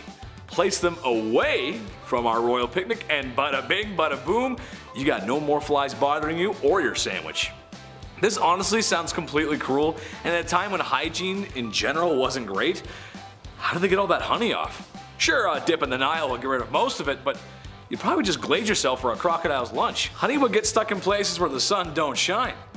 And just like shame, you can never really wash it off. Number 4, ancient sunscreen. As soon as summer comes around, game over, honey. I burn so easily. I have freckles for 2 days, then the rest is just red and just bad, all bad. That's why I'm a fan of winter. I don't have to keep applying sunscreen to my face all day and feel like I'm about to faint. But how did Egyptians beat the heat in ancient times? They didn't have Banana Breeze SPF 35. What did they do? Well, ancient Egyptians valued their skin as a symbol of beauty. You think your morning skincare routine requires a lot of work? Yeah, buckle up. Their routine was written on a tomb wall and also scrolls. They used rice bran containing UV absorbing gamma oryzanol, and that was used to block the sun off. Jasmine as well helped repair sun damage. Just some chick named Jasmine, she was like, don't look at it, just stop. Ancient Greeks used olive oil as sunscreen, which as far as UV protection goes, did absolutely next to nothing. You'd be burnt and dehydrated, but you know what? Tan line, so. Number 3, Red Dead Bandage. America 1864. There's a polite disagreement between North and South whether the South should be still using YouTube's least favorite S word as a business practice. The verdict? It wasn't very nice. That aside, the Southern states fought hard for a very stupid reason. Idiots. Such a hard fight in the fact that it was taking a serious toll on everyone. Specifically the Southern economy and civilians who got caught in the raw end of the deal. The war was a huge cost of life and money for both sides, but the South just didn't have the same resources the North did. So, after years of fighting, things weren't looking too good. An example of this was the South washing and reusing bandages as supplies were low and casualties were high. This might be hard to stomach, but that's just what happened. Nurses washed the blood off of blood-soaked rags and bandages to reuse simply because there was no supply. I don't have to be a doctor to tell you that reusing bandages in a time before antibiotics is a bad idea. It might be better to just not have a bandage in that case at all, as the chance for infection would significantly increase. Dutch, you got any fresh band-aids over there? I scraped my knee fighting with Micah. Hurts real bad. Maybe get John to kiss my boo-boo better. Number 2, ancient socks. Somebody got me socks as a gift over the holidays, and let me tell you, still the best thing you can get. Socks and lip balm, you can do anything you want. Game over. Socks in ancient Greece were not the right and left neon green athletic socks that you have today. No, not even close. Socks came around in the 8th century BC, made fresh from, you guessed it, animal hairs. Yeah, it was gross. This actually led to Romans tying animal skins around their feet and then tying them up. Cut to the 2nd century AD in ancient Rome, the sock game got real. Romans began using fabrics instead of animal skins, and it was softer, lighter, and all that jazz. And then later on in the 5th century, socks were worn only by the most holy. Socks were associated with the church, they were considered a symbol of purity. Yeah, you heard it. Socks would go all the way up to your leg. A little different than the New Balance ones we have now that just go up to your ankle that, you know, fall off when you're halfway to work and then make you really upset. I have one right now, I'm gonna go figure it out. Number 1, heavy stomach. We as humans need food and water to live. Water honestly being number 1. I mean, I could eat a little bit more, but water's more important. But it is what it is sometimes. People in the past had no choice but to build water pipes out of lead. Sure, maybe it wasn't common knowledge that the lead was toxic, but a lot of people did know. So that's why all the cities that sparked up during the Industrial Revolution were built with such. Lead as a material did make sense as it was cheap and easy to use, so that simply outweighed the health risks of lead poisoning. Lead was a common material in other products as well. But when your drinking water is supposed to be fresh, maybe it's time to spend a little more so we don't end up, you know, spending a lot more on healthcare for lead poisoning. After years of being underground, the pipes corrode and leak toxins into the water stream. It's why in older cities, a lot of time and money is spent today replacing old pipe infrastructure. To me, it's a classic case of, let somebody else deal with it, I'm sure it's fine. Well, I'm off to go work in a completely safe asbestos factory. I'm sure there's nothing wrong or bad in there. Number 10, golden hair. Hair is important. Imagine how different George Clooney would look if he was balding. Ooh. You gotta take care of your hair. There's nothing like treating your scalp to a nice scented and moisturizing shampoo. The Incas thought this too, and reached for the next best thing. Fermented pea. Oh yes, that's right. Basically, you take a pot, you put some wee in it, and let it sit for a week. Why not? Want to stay smelling fresh, of course. I'm not sure if this would make your hair silky smooth, as I'm not frankly in the market to try this. And this one, I can firmly say that if you try this one at home, stop it. Get some help. Don't do that. We belongs in the toilet, not on top of your head. Stop. Number 9, what a crock. As if urine in the hair wasn't enough, this beauty trend comes at you from the Romans and the Greeks. The Romans and the Greeks were the peak of ancient civilizations, built beautiful monuments, and were honestly just so smart, so smart. So smart that when they saw crocodile dung, they knew right away it had some beauty properties that they just couldn't pass up. They would bathe in crocodile dung. That's right, bathe in crocodile dung. Known for its restorative and anti-aging properties, I'm just not sure how this works really. Did they like heat it up or something, or did this like slip into a tub with a pile of like lukewarm unlawfulness? And how do they really know it had de-aging properties? I'm starting to think this knowledge might be related to the whole urine shampoo thing. This is also gonna be a hard pass for me. No thanks, I'm good. No poo in the hair. Number 8. Beauty is pain. Ladies, we all know sometimes beauty is pain. It can be a lot, or even too much sometimes. But how far are you willing to go for a little extra beauty? In ye olde times, pale skin was considered to be beautiful, but not always the easiest to obtain. Makeup is expensive and was made of lead and other lovely materials. With all that makeup being caked on, that had to feel lovely on your face. So what's the next best thing? Bloodletting. Yes, that's right. In order to have that healthy twilight pale look, women found themselves relieving themselves of their blood. Bloodletting was used for other medical reasons at the time as well, but why not get 2 birds stoned at once? Stay healthy and achieve that beautiful complexion. I unfortunately pass out at the sight of someone else's blood, so the loss of my own just to be pale would not bode well for me. I will have to hard pass on this trend as well. Plus, look at these rosy cheeks. I don't want to lose that. I think it makes me look cute. Number 7, mice flavored toothpaste. It's ancient Egypt. Life is great. You got the pyramids, you got the Nile River, and you got some guy who claims to be a doctor and he's pulling out the brains of your last king through his nose so he can be mummified for the afterlife. That's just awesome. Just another day under Ra's warm sand. Egyptians just knew how to live, and they knew dental hygiene was important. So they came up with toothpaste. Sore tooth? Try this toothpaste. What was this toothpaste made of, you ask? Well, it was made of crushed mice, of course.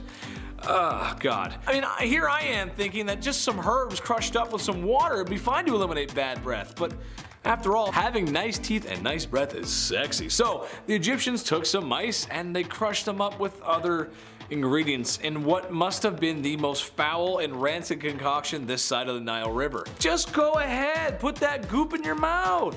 You'll look okay, you'll look great after. Oh, just brush it on there, smells great. Oh, that's amazing. Number 6, pearly blacks. Here's another beauty trend brought to you by the horrifying things we as human beings can do to a mouth. In Japan, there's a practice called ohaguro, which just translates to blackening of teeth. Japanese women would essentially, over time, dye their teeth black. Another dual purpose, as it was thought to preserve teeth in old age, and was seen as a sign of beauty. Something that separates humans from beasts, or so they thought. The dye itself was similar to some inks, as the process involved dissolving iron, vinegar, and some oils. After this process, a concoction is made that is a non-water soluble and acts like a dye when applied to the teeth. Yet again, as a semi-charming internet host, I am going to pass on this opportunity. Plus, who am I to judge? Japan has given us lots of fun stuff, lots of great stuff. They're awesome. Mario, Zelda, Little Mac? Basically, I'm a Nintendo nerd, so I can never speak ill of the land of my favorite games. Even if the whole black teeth thing only ended like 150 years ago, which, when you think about it, isn't that long ago. Number 5, the human fly trap. This is honestly so five-head. A brilliant play.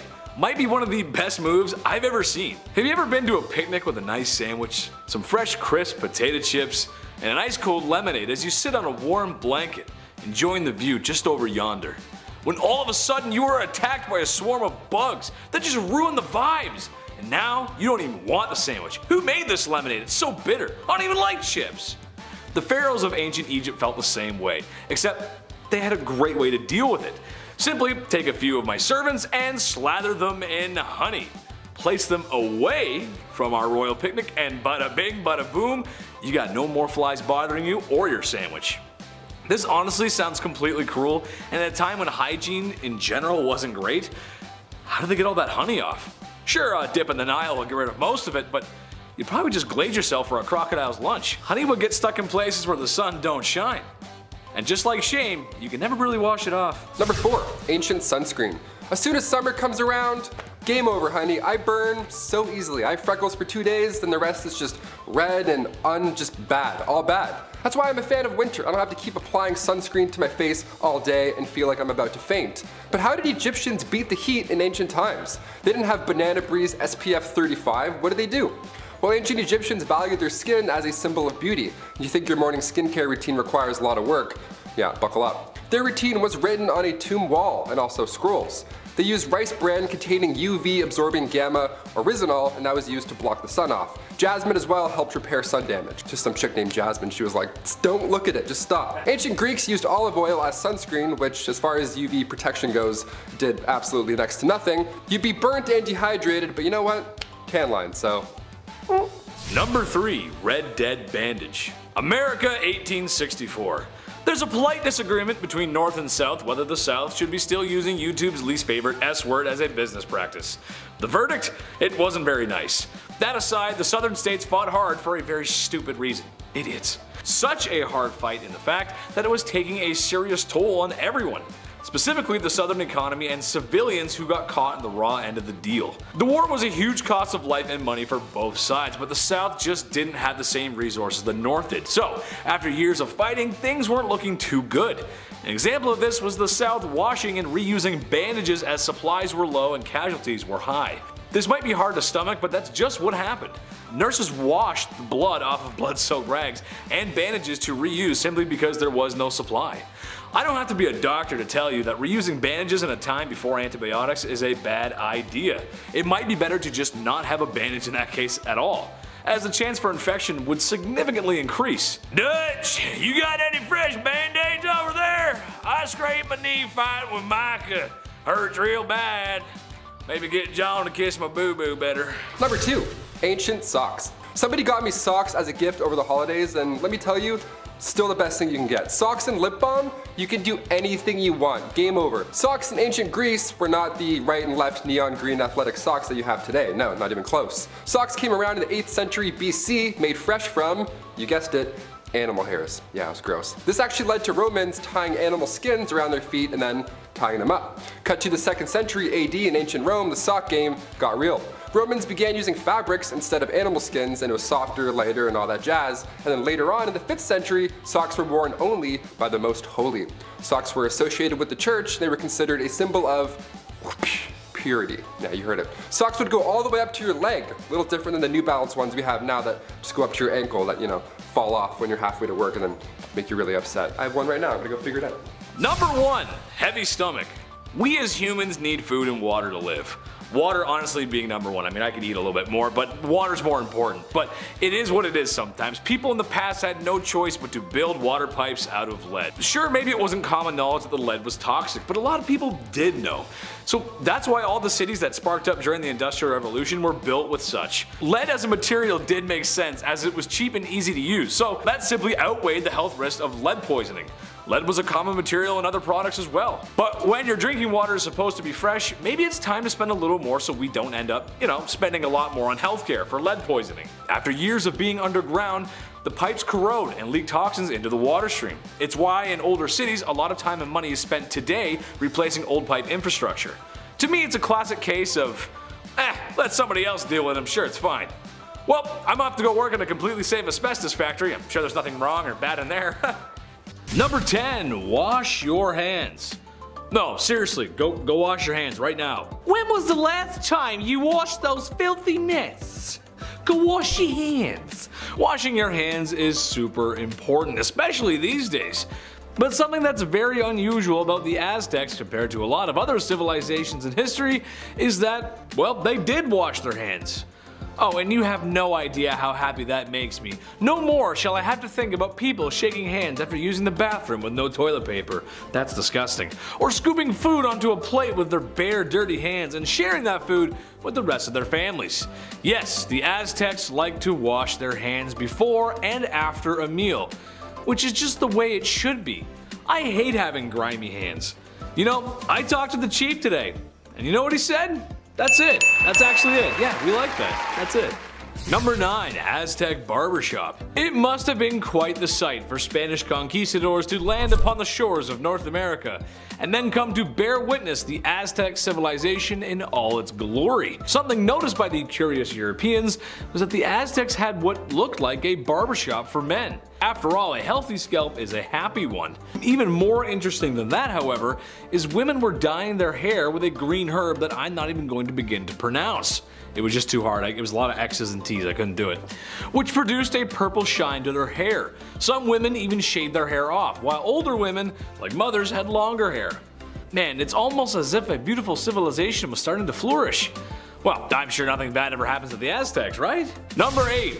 My heroes. Let me create a scenario for you. I like creating scenarios. Let me create a scenario for you. You're on the way to a certain event that is very important in the big city. Maybe it's a new job, a new summer fling, or something that requires dry pants. But now your stomach is acting up. It's big angy. Your stomach's making sounds that are becoming more audible, and you can feel soon you will require a bathroom. But you hold it in. I can make it past this event and then go, you say to yourself. No problem. But now you've got cramps, sweats, and you're getting anxious as you know that DEFCON 1 is approaching. You now have to make a decision to make a rush to find a bathroom, or be late for your event, or take a gamble with your underwear and dignity. Yes, that is a feeling I know all too well, but perhaps I should have been living in the Aztec Empire, as they had public washrooms all over the city. That's just awesome. Oh, what sweet relief. As if that weren't the most unusual, they also had citizens cleaning the streets, which is pretty unusual for the time. Yes, cleanliness was very important to the Aztecs, and honestly, I think there should be public toilets on every street corner. Please, sometimes I gotta go. Number 7, thirsty. After a trip to the public washrooms, you may need a drink of water to rehydrate yourself. I mean, come on. I know I could use some hydration after that. Sometimes it gets really sweaty in there. Well, it's a good thing that the Aztec cities had canals, and not just the kind of canals a small Italian gentleman drives a boat through on Valentine's Day, but canals that handled both transportation and irrigation. Aztecs knew just how important water was for life, but perhaps most unusual about the Aztecs is their night soil collectors, which honestly sounds like it's hiding something just in that name. Night soil.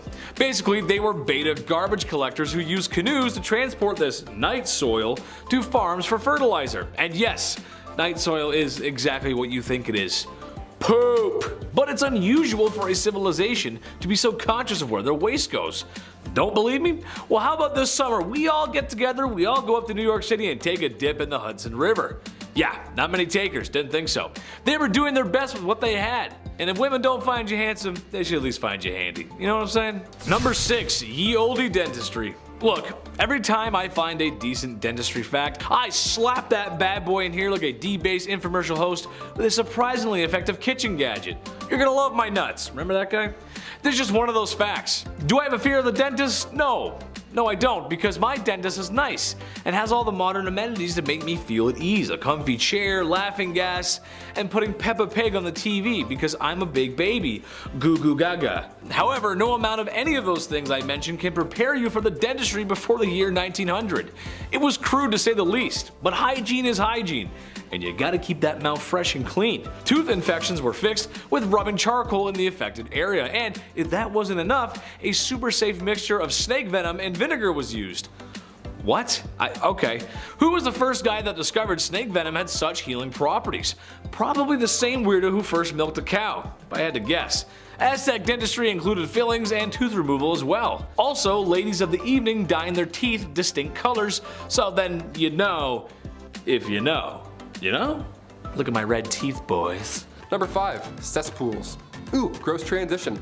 If you're gonna make a massive castle, you need to know where to build certain rooms. Like say over a cesspool for an example, that might be important. Just plug your nose.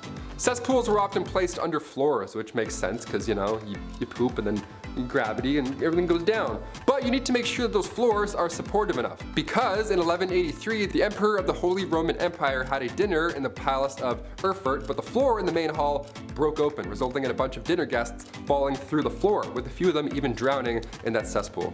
What a horrible way to go. Then again, in 1326 England, Richard the Raker had just sat down for dinner, guy hasn't even started his meal yet, and then again, the floor broke and he fell through and drowned.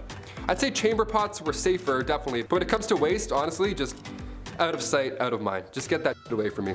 Literally, pun intended. Number 4, towels. I'm pretty picky when it comes to towels. I always have to have way too many just ready to go at all times. You know, in case I want a bath, in case I want to have 2 baths in a row, you never know. Today we have nicer towels at hotels than anything, honestly. We all know somebody with a Bahia Principe resort towel in their closet, and you're like, really? Really, you thief? Okay, I'm telling. Around the 1800s, flour sack towels were the best you'd get. Now around this time, suppliers were packaging flour and other foods in these cotton sacks. This saved big time on barrels, and eventually they were cut into tea towels. Now come the Great Depression, resources were of course limited, so these flour sacks were used now for multiple reasons. Clothing, toys, quilts, pillowcases, diapers, and of course, towels. Wouldn't feel too good on your back, not at all. Number 3, same clothes, new day. King James, and no, I don't mean LeBron, I mean King James VI of Scotland this time around. We'll talk about him another time. He had a pretty sweet idea when it came to changing clothes. You don't. Simple as that. What a dream, right? The amount of times I change my shirt every day for literally no reason, it's such a waste of time. It's like black, gray, black, yeah, that's it.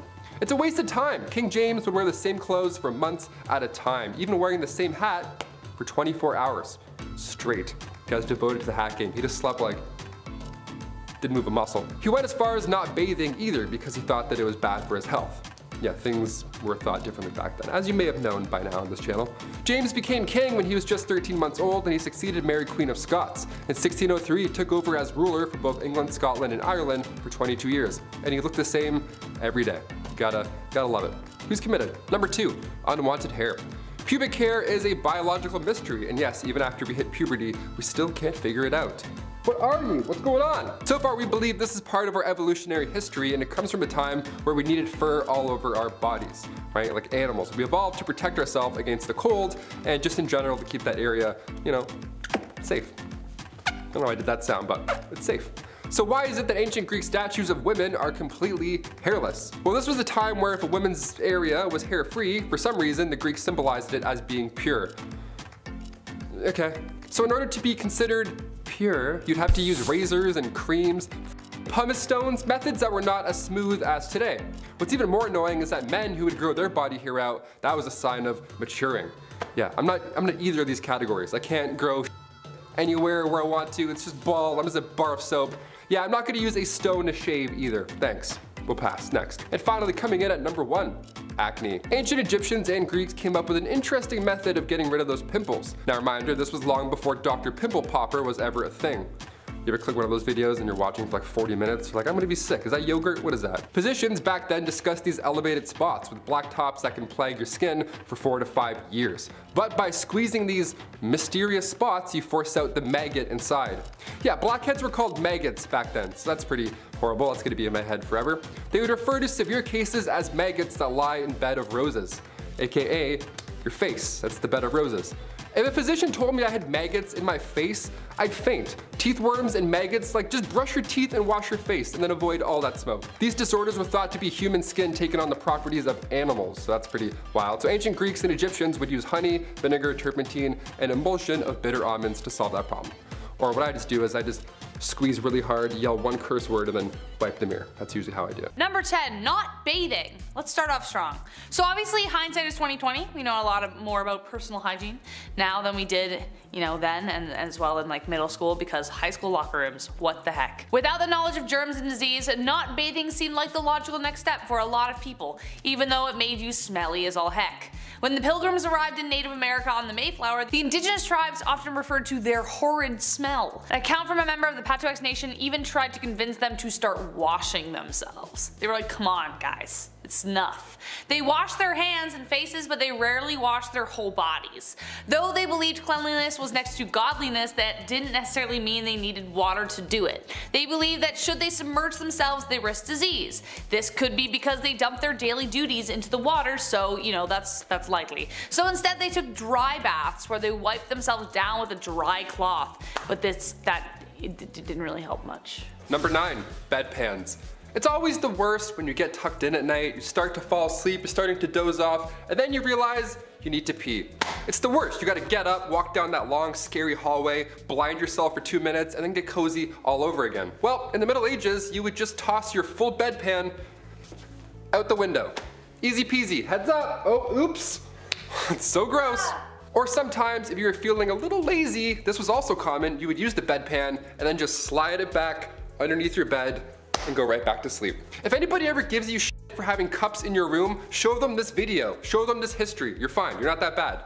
Back in those days, we weren't exactly aware of the disease that we threw out the window as well. Most of the time it was number 1, so the rain could just, wash away the yuck, but these buildings were only one story. It wasn't going anywhere. If you were tossing anything out, you'd be stepping over it the next morning on the way to, the public execution or whatever. Number 8, a lead facial. Today, if you have tan skin from that hot summer glow, it implies that you have had enough leisure time to acquire such a hue. Getting a tan is the thing unless you're like me and slather on that sunscreen for health, and so you look like a newborn baby when you're 80 years old. However, it was the opposite in times of old. If you had sun-kissed skin, that meant you worked hard in the fields, a symbol that you were a peasant or of lower class. If you were rich, you tended to have much paler skin, therefore implying your status, but simply staying out of the sun wasn't enough. Elizabeth I used a combination of lead and vinegar to achieve a bright white complexion and to hide her smallpox scars. The compound was called ceruse. This tradition even goes all the way back to women in the Roman Empire. A well-known actress named Kitty Fisher was also said to have died from the material as it slowly poisoned her with daily use. The material would add blisters, so she put more on to cover it up. Same with Elizabeth, and yes, slowly you understand. Number 7, Victorian Laundry Day. You spill some mustard on your shirt today, that stain will be gone by the time you get home. We're pretty advanced when it comes to quick stain removal today, but like the Romans, which I'll talk about later, it wasn't always smooth sailing. Take the 18th century for example. When Laundry Day came around, it was an event. It was like an ultimate chore. They had to take daylight in consideration and plan their washing days, as in more than one. The Victorian era was exhausting. They would soak their clothes overnight, then the next day would be spent soaping them up, boiling them, rinsing, soaping again, rinsing again, maybe soap one more in case there's too much pee-pee, and then rinsed another time, wrung out, mangled, laid out to dry. Hence the sunlight timing, starched and then slowly ironed. Cut to today, we have to encourage adults not to eat Tide Pods or drink bleach. We'll get there, maybe, I don't know. Number 6, wigs and makeup. When you don't bathe and are overall just smelly, you're gonna need to do something to cover up whatever the heck is building up beneath that bodice. Wigs would have never become as popular if it weren't for a very specific venereal disease called syphilis. By 1580, the STD was the worst epidemic since the Black Death. Patients clogged hospitals, and without antibiotics or protection, things got pretty nasty. Sores, blindness, rashes, dementia, and patchy hair loss. Thus, for the sake of keeping up appearances, wigs came into fashion. Also the makeup I mentioned before. Balding was a huge humiliation, so they made wigs out of horse, goat, and or human hair. They also cover the wigs in powdered, scented with lavender or orange to hide any foul odors, and as we suspect, there were a lot of foul odors. They weren't stylish until 1655 when the King of France started losing his hair and had 48 wigs made. Then 5 years later, his cousin Charles II of England joined the train, and suddenly powdered wigs became like the next best thing. Wigs did help curb the lice problem though, because the human hair had to be shaved in order for the perukes to be worn, but the wigs themselves had to be deloused often. And yeah. Face washing brought in controversial hand washing. Contrary to popular belief, some groups of the medieval people actually washed their hands multiple times a day. Jewish people in particular made sure to wash their hands before eating, and Christians adopted the same practice. But even unreligious peoples would sometimes wash their hands after eating, since a lot of people didn't own utensils, and wiping your hands on fabric ain't always gonna do it. Case in point, honey garlic wings. In upper class families, guests specifically were always requested to wash their hands by pouring water out of a pitcher called an aquamanile, which was poured over a basin. These aquamaniles were often in the shape of lions or people or mythical creatures. However, no one was washing to the extent of using soap for 20 seconds. The water in these small pitchers needed to be shared among a large group of people, so people in the Middle Ages simply splashed water in their hands before drying and poured the dirty water right back in to wash someone else's fingers later. But you'd think that soap would be involved, especially because endless people essentially had a dark age Etsy store. Today, soap is made out of essentially the same products every time. Back in the Middle Ages though, people used a lot of different substances in a cauldron, like witches making a potion just trying to produce some semblance of soapy stuff that don't smell bad. Most successful was a combination of lime, wood ash, lard, and oil. Black soap, aka soft soap, gets its name from the dark color of the wood ash lye used to make it, and the cast iron it was often boiled in. Hard soap was made with high quality barilla ashes, which creates a light colored lye. Therefore, white soap quickly became equated with high quality hard soap. The stiff soap was then molded into cakes and bars, added dried flowers to the outer side, and the quality and scent of the soap changes depending on how wealthy someone is. Unfortunately, in case you didn't catch the keyword in there a few times, folks made soap with lye, which is so harsh it can remove skin if you scrub a little too hard. Next is how the world could have had toilet paper faster if they weren't judgy wipers. China had toilet paper figured out as early as the 6th century, making small squares of rice paper that would decompose into the ground and take the feces with it. Pretty eco-friendly stuff. However, the Europeans found this to be horrifying because they thought it was disgusting that the Chinese only wiped without actually washing their backside with water. Meanwhile, in Europe, they're using a communal sponge on a stick that sat in a bucket of water that wouldn't be changed all day, so please tell me which is more unsanitary and horrifying. In medieval Europe, people sometimes used devices called gonfas, or a gonf stick, as well as a torchicule, or a torch cut. The gonf sticks were sponges on a stick as described, while the torchicule was anything to wipe the bottom, like straw or moss or leaves or wood, you know, the basics. Who has time to care about eye bags though when you're walking around wearing a gag preventer nose bag? Even though medieval people clean their bodies a little bit more than you'd imagine, that doesn't mean the towns were sparkling clean. When you stepped outside, you came face to face with human waste, rotting food, and trash-riddled streets. Horses regularly relieved themselves on the street, as did the live animals in the markets, and so did the people. Also, animals just kinda died in places and people would leave them there. Add in the smell of mold from straw houses and the smell of diseased human or animal skin, and sometimes even corpses. These bad smells were at their worst in cities and large towns. Things were so incredibly smelly, people nearly gagged, especially when it all began to bake under the hot summer sun and heat. So in order to combat the smell, some people wore nose bags, which were fabric-like masks that were filled with flowers and other fragrances that would be able to help the stomach smell the streets filled with waste. Men and women whipped their noses in the nose bag, give them a huff, and life is good again. The lesson here, be thankful for breeze and use it. And of course, the weirdest for last, the ear spoon. Sounds promising, doesn't it? While nowadays people use Q-tips to clean your ears, which apparently we aren't even supposed to be doing, as cringe-worthy as it sounds, people use long wooden or metal spoons called ear spoons or ear picks to remove the wax. Ear picks were also frequently made of bone, ivory, and brass as purely utilitarian items. Archaeologists have found them amongst the Vikings primarily, where it was common for them to carry an ear spoon on a chain around their neck so that they never have to be without their little tool should they ever have to degunk themselves. Ear spoons were used by all levels of society in medieval and post-medieval England following the Tudors. The 17th century English knew about plaque, which they called scale, and they were encouraged by their doctors to scrape their teeth frequently. So these little doodads expanded to include that purpose. And how could I not mention that while a tailor normally would use beeswax to coat thread and make it stronger and easier to use, with no bees available, earwax would do. As gross as it may seem to us today, earwax was worth saving and selling. Kicking off our list at number 10. Seam squirrels. I love squirrels. Being Canadian, we see quite a bit of them. They're a little too friendly for me at times, but they're great. During the Old West era, seam squirrels were, well, not what you think. Personal hygiene was not a priority for many people back then, obviously, and lice infestations were unfortunately quite common. Now, the type of lice that affected people during this time was commonly known as body lice, which is pretty horrible. That could be found in the seams of clothing, hence the term seam squirrels. Yeah, not actually a squirrel at all, it's just body lice. Gotcha. Body lice, of course, was a major problem during the Old West era, and they were responsible for the spread of diseases like typhus, trench fever, and relapsing fever. Relapsing fever? I haven't even heard of that one. That's terrible. These diseases were often fatal because, you know, ye Old West, and many people in the Old West succumbed to them. To combat the spread of lice and the, one of many diseases that they carried, people in the Old West often resorted to extreme measures, such as burning their clothing or even shaving their heads completely. That's why you see old cowboys and they look like they're stressed. They have no hair,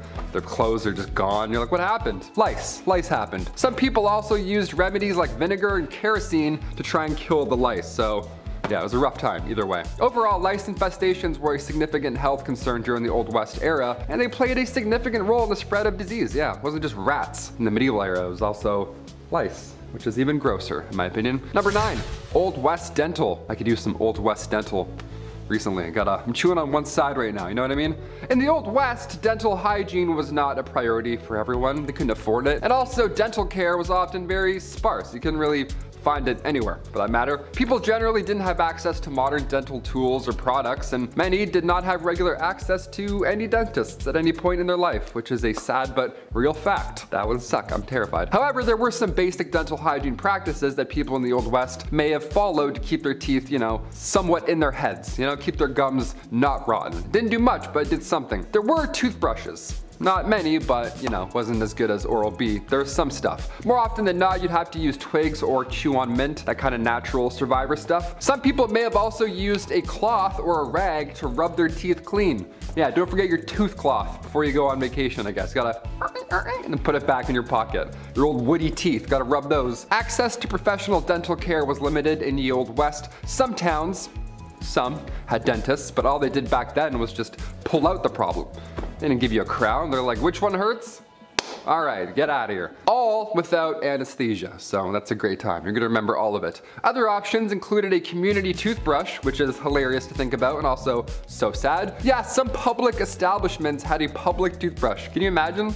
Go out, have a little brush, check your teeth. All right, cool. And then go back to the bar. I'm gonna be sick. I'm gonna actually throw up right now. Number 8, no spitting. Spitting was a common habit back in the Old West. You see it in movies and parodies. They're always spitting on the ground and stuff. Well, it's because it's real. It's a real fact right there. It wasn't officially outlawed. However, many towns and cities did prohibit spitting on sidewalks and inside of public buildings, because yeah, please don't do that. Thank you so much, sir. This was largely due to concerns about hygiene and, of course, like I said earlier, the spread of disease. In addition, spitting was considered rude and uncivilized behavior. Yeah, of course, and many people were offended by it. Middle of conversation, guy just spits in between your feet. I'm like, wait, don't do that. Please don't do that ever again. Some businesses even had signs asking customers to not spit on the floor. Can you imagine what kind of pool you're in, you have to ask people not to do that. There was also social norms in place that discouraged spitting in certain situations. For example, it was considered impolite to spit in the presence of a woman or in formal settings, which, yeah, I agree, still do that today. That's great. Despite these efforts to discourage spitting, it remained a common practice among cowboys, miners, and other workers in ye old west. They're like, yeah, I have shit in my mouth. I don't know, we don't have water. I'm gonna spit. Sorry. Number 7, communal towels. Ugh, this one's so rough. It's exactly what you think it is. It was a ride. Today we have paper towels that you pump like 13 times just to get a little sheet. Or sometimes, if you're lucky, that Dyson air drying thing where you just dip your hands in for like 13 seconds and then it's done. You're like, oh, the future is here. That's always fun, that one. Back in the old west, communal towels were often used in public restrooms and other shared spaces. Yeah, just one towel for all. Just to dap off everything that's wet or damp back then. Ew. These towels were usually made of cloth and hung on a rack for multiple people to use just in public, like it's your bathroom. While this may seem unhygienic by our modern standards now, it was a common practice at the time. So yeah, I don't know, we can laugh a bit, I guess. People were generally less concerned about the spread of germs and diseases back then, and communal towels were convenient and they were a cost-effective option for public spaces. However, with the rise of awarenesses about hygiene and germs and all that nasty stuff, the use of these towels eventually fell out of favor in the earliest 20th century. Thank God. Imagine dapping off your lips after eating some wings with a communal towel. Some cowboy just, you know, and then he, and then you come in and wipe your, that's so gross. Number 6. Hair care? Yeah, I added a question mark there because, I don't know, not much TLC going on top back then. Throughout history, people have used a variety of natural ingredients for hair care. Nowadays, guys have it too easy. It's like Axe 5-in-1. It's like hair, armpits, legs, feet, all like, no way you can do all of that. Popular methods in the Old West were whiskey and castor oil. Yep, all on your big exposed head, right in the sun, there you go. Pantene Pro V wasn't a thing then, so folks were rubbing their heads clean with castor oil. That's a nightmare. Whiskey was believed to help cleanse the scalp and often promote hair growth, while the castor oil, that option, that was thought to moisturize and condition the hair. So that'd be a fun 2-in-1 back then, that's great, put that in the stocking. These ingredients were readily available and most importantly, they were affordable, making them popular, but also, realistically, it was their only option. Guys doing whiskey, he's like, yeah, let's clean it up, clean up top. It's so hot. It's like, ugh, really burns. Number 5, lice. Yes, while we're talking about hair care, why not touch on the subject of lice? It's a problem everywhere, not just in your elementary school. Ancient China had lice problems just like ancient Egypt did. While almost everyone chose the path of baldness in Egypt, it was not so in China. No, other than honey locusts and rice water to clean your hair, one of the common practices to deal with lice was to, well, it was to eat the lice that you picked out of your hair. Hey, grub is grub, but I think I'd like to move on from this topic now. Let's get the heck out. Number 4, poo-poo stick. I'm sorry that we have to talk about this, but actually, you know what? I'm not that sorry. Just as it does now, going to drop the kids off at the pool in ancient China left you with the task of cleaning yourself up afterwards. Wiping your bottom. That's what I'm talking about. Now, they did have paper back in ancient China, like we talked about in our ancient Chinese inventions video, but paper was expensive and the only ones who really used it were the emperor and royalty like him who would use straw paper. Before that, and for everyone else, people would use a stick-like tool called a chugi, I'm sorry if I pronounced that wrong, which was basically bamboo strips that were shaped to be thin and flat and slightly wide with rounded edges. Some of these even had great water absorption and a lovely scent. Those who were a bit more fortunate would then wash with water, kind of like an ancient bidet, and then use some good smelling stuff to make it all better. Other than that, a lot of people were cool with using leaves or sticks and stones, and honestly, whatever could do the trick, really. I mean, when you gotta go, you gotta go. Number 3, using dirt to clean? Okay, not dirt, but soil. Ancient cultures, including the ancient Chinese, would use soil as a tool in cleaning, which actually had the benefit of being able to help remove oil stains. Now, how did this happen? Apparently, it is believed to be caused by the alkaline qualities of the soil that really helps with the removal of oil. Soil and oil, I did not like that. Which the Chinese actually seemed to figure out how to specifically utilize. The Chinese used a kind of natural alkali to clean their clothes, which evolved to be scented to help keep the clothes nice and funky smelling. The use of this stuff was so popular that there were tons of scented alkali stores that opened up around China, with some even becoming pretty famous. Maybe not unusual, but definitely very interesting and a precursor to modern laundry soaps. So, Number 2, water purification. While this may be considered more of a health thing than a hygiene thing, I mean, I'd argue that hygiene is health, so get at me. The ancient Chinese discovered and made extensive use of groundwater for drinking, and they kept record of how they would keep their wells and well water nice and clean. The construction of the wells was pretty important, with the bottom of the wells regularly being dredged to keep the water clean. The inner walls of the wells were reinforced with ceramic bricks and tiles to stop that pesky soil and other impurities from falling into the water, and the openings of the wells were covered to safeguard against contamination from above the ground. The cleaning of wells was even institutionalized as a feast in some places. So cleaner water and food, it's a win-win. Knowing early on that drinking water could make them pretty sick, the Chinese boiled their water and allowed the sediment to settle before using it for cooking and drinking. They also knew what was up with water. They just knew what was up in general. It's pretty great. Okay, let's move on. I'm talking too much. Number 1, no stink. Smelling funky, fresh, and clean was all the rage, as it should be today too.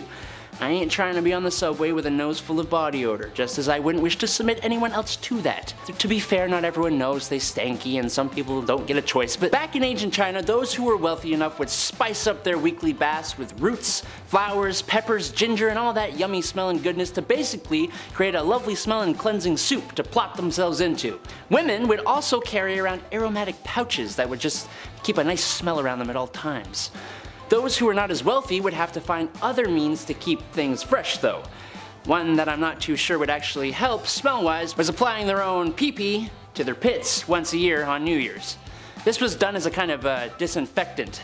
But like I said, I'm not too sure about this one, but if anyone has the knowledge, firsthand or otherwise, keep it to yourself, let me know, like down in the comments. I'm genuinely curious. Starting with trick number 10, Queen Caroline, the clothed bather. So I'm not gonna lie, like 80% of this list is gonna be bath specific because for some reason, royals got really weird with that. When Caroline arrived in England as Princess of Wales in 1714, she amazed the court with her regular bathing habits. She liked her skin and gowns to be clean and her servants well manicured, a completely unheard of requirement in the time. What can I say? In the 17th century, bathing was controversial. There was 2 sides to the debate. One that said that bathing was healthy and the other that argued it could damage your health, except in the most carefully prescribed circumstances. Now, her frequent bathing isn't subject of this section per se, because we don't perceive that as uncommon today. The commentary is actually going to be how on Caroline would bathe with clothing on. Not like those big old elaborate ball gowns, but in like a boxy slip, yeah. Wet but fully clothed, she would have been dunked with warm water, rubbed with flannel cloths, and treated with soap solutions and cosmetic preparations like Maydew, or the milk of asses and mares, which is a lovely little segue into milk baths. Number 9. You may think I'm about to spew off some Cleopatra facts and stories, which is fair. She and the Empress Poppapea did make this treatment famous, but I'm talking about a different monarch and one funky decision she'd make after the bath. So milk baths use lactic acid, alpha hydroxy acid, to dissolve the proteins which hold together dead skin cells. Whether or not the ancients knew all that, they could tell it had a rejuvenating effect on their skin. Whenever she was suffering from a distressing malady, which is olden terms for a woman being upset, Countess Platten Hanover bathed in milk and then generously donated the contaminated milk to the poor. Lives of Queen of England, the House of Hanover, Volume 1 by Dr. John Donnan documented one such occasion, writing, "Whenever Countess von Platten designed to appear with more ordinary brilliance than her own person, she was accustomed to indulge in an extravagant luxury of a milk bath, and it was added by the satirical or the scandalous that the milk which had just lent softness to her skin was charitably distributed amongst the poor of the district wherein she occasionally affected to play the character of Dorcas," from the Bible. Now, to answer the age-old question, why toilets are called thrones, is number 8. So, French King Louis was downright gnarly. If he was alive now, the dude would probably be one of those people that's part of like that no shoes movement and refuses to wear deodorant and just terrorizes Walmart with how they smell. He famously made Versailles so bad, it smells to this day, and apparently he only bathed 3 times in his entire life, which should probably be punishable by death, because I can't imagine imagine someone who has literally never bathed not smelling offensive. Apparently he changed his clothes 3 times a day and had a new perfume made every week to help, but this gross little weasel really went the full mile. He had a toilet seat under his throne and he would use it while addressing the court. Imagine dying of boredom during the king's mandate and all of a sudden he starts making faces and pausing in sentences and clinging to the throne arms trying to force out that day's dinner. Imagine accidentally making eye contact. I think I'm done with this segment now. And talking of unpleasant sights, Isabelline Brown is number 7 on the list. Victorian ornithologists, that's a fancy name for bird science people, are some of the only fun sciencey folks out there. They like to use obscure adjectives when naming newfound species, especially those that are a predominant color. As a result, there are species whose names include such words as cerceline, which is sky blue, cinereus, which is ashy, and citrine, a light olive, for some examples. But my favorite avian hue is Isabelline. Why? Because of its off-color origins, that's why. So prepare to retch. Isabella and her husband Albert IV, Archduke of Austria, were the sovereign of the Spanish Netherlands from 1598 to 1621. British folklore goes that in 1601, a Spanish army led by Albert laid siege to Ostend on behalf of her half-brother, King Philip III of Spain. Isabella apparently was feeling very, very confident in her husband's ability to win, so confident she vowed not to change her underwear until the city was taken. Unfortunately for Isabella and her entourage, her husband was not a great military tactician and the siege lasted until 1604, so 3 years. And for those 3 years, Isabella supposedly wore the same grubby underwear until they developed a range of unsavory coloration.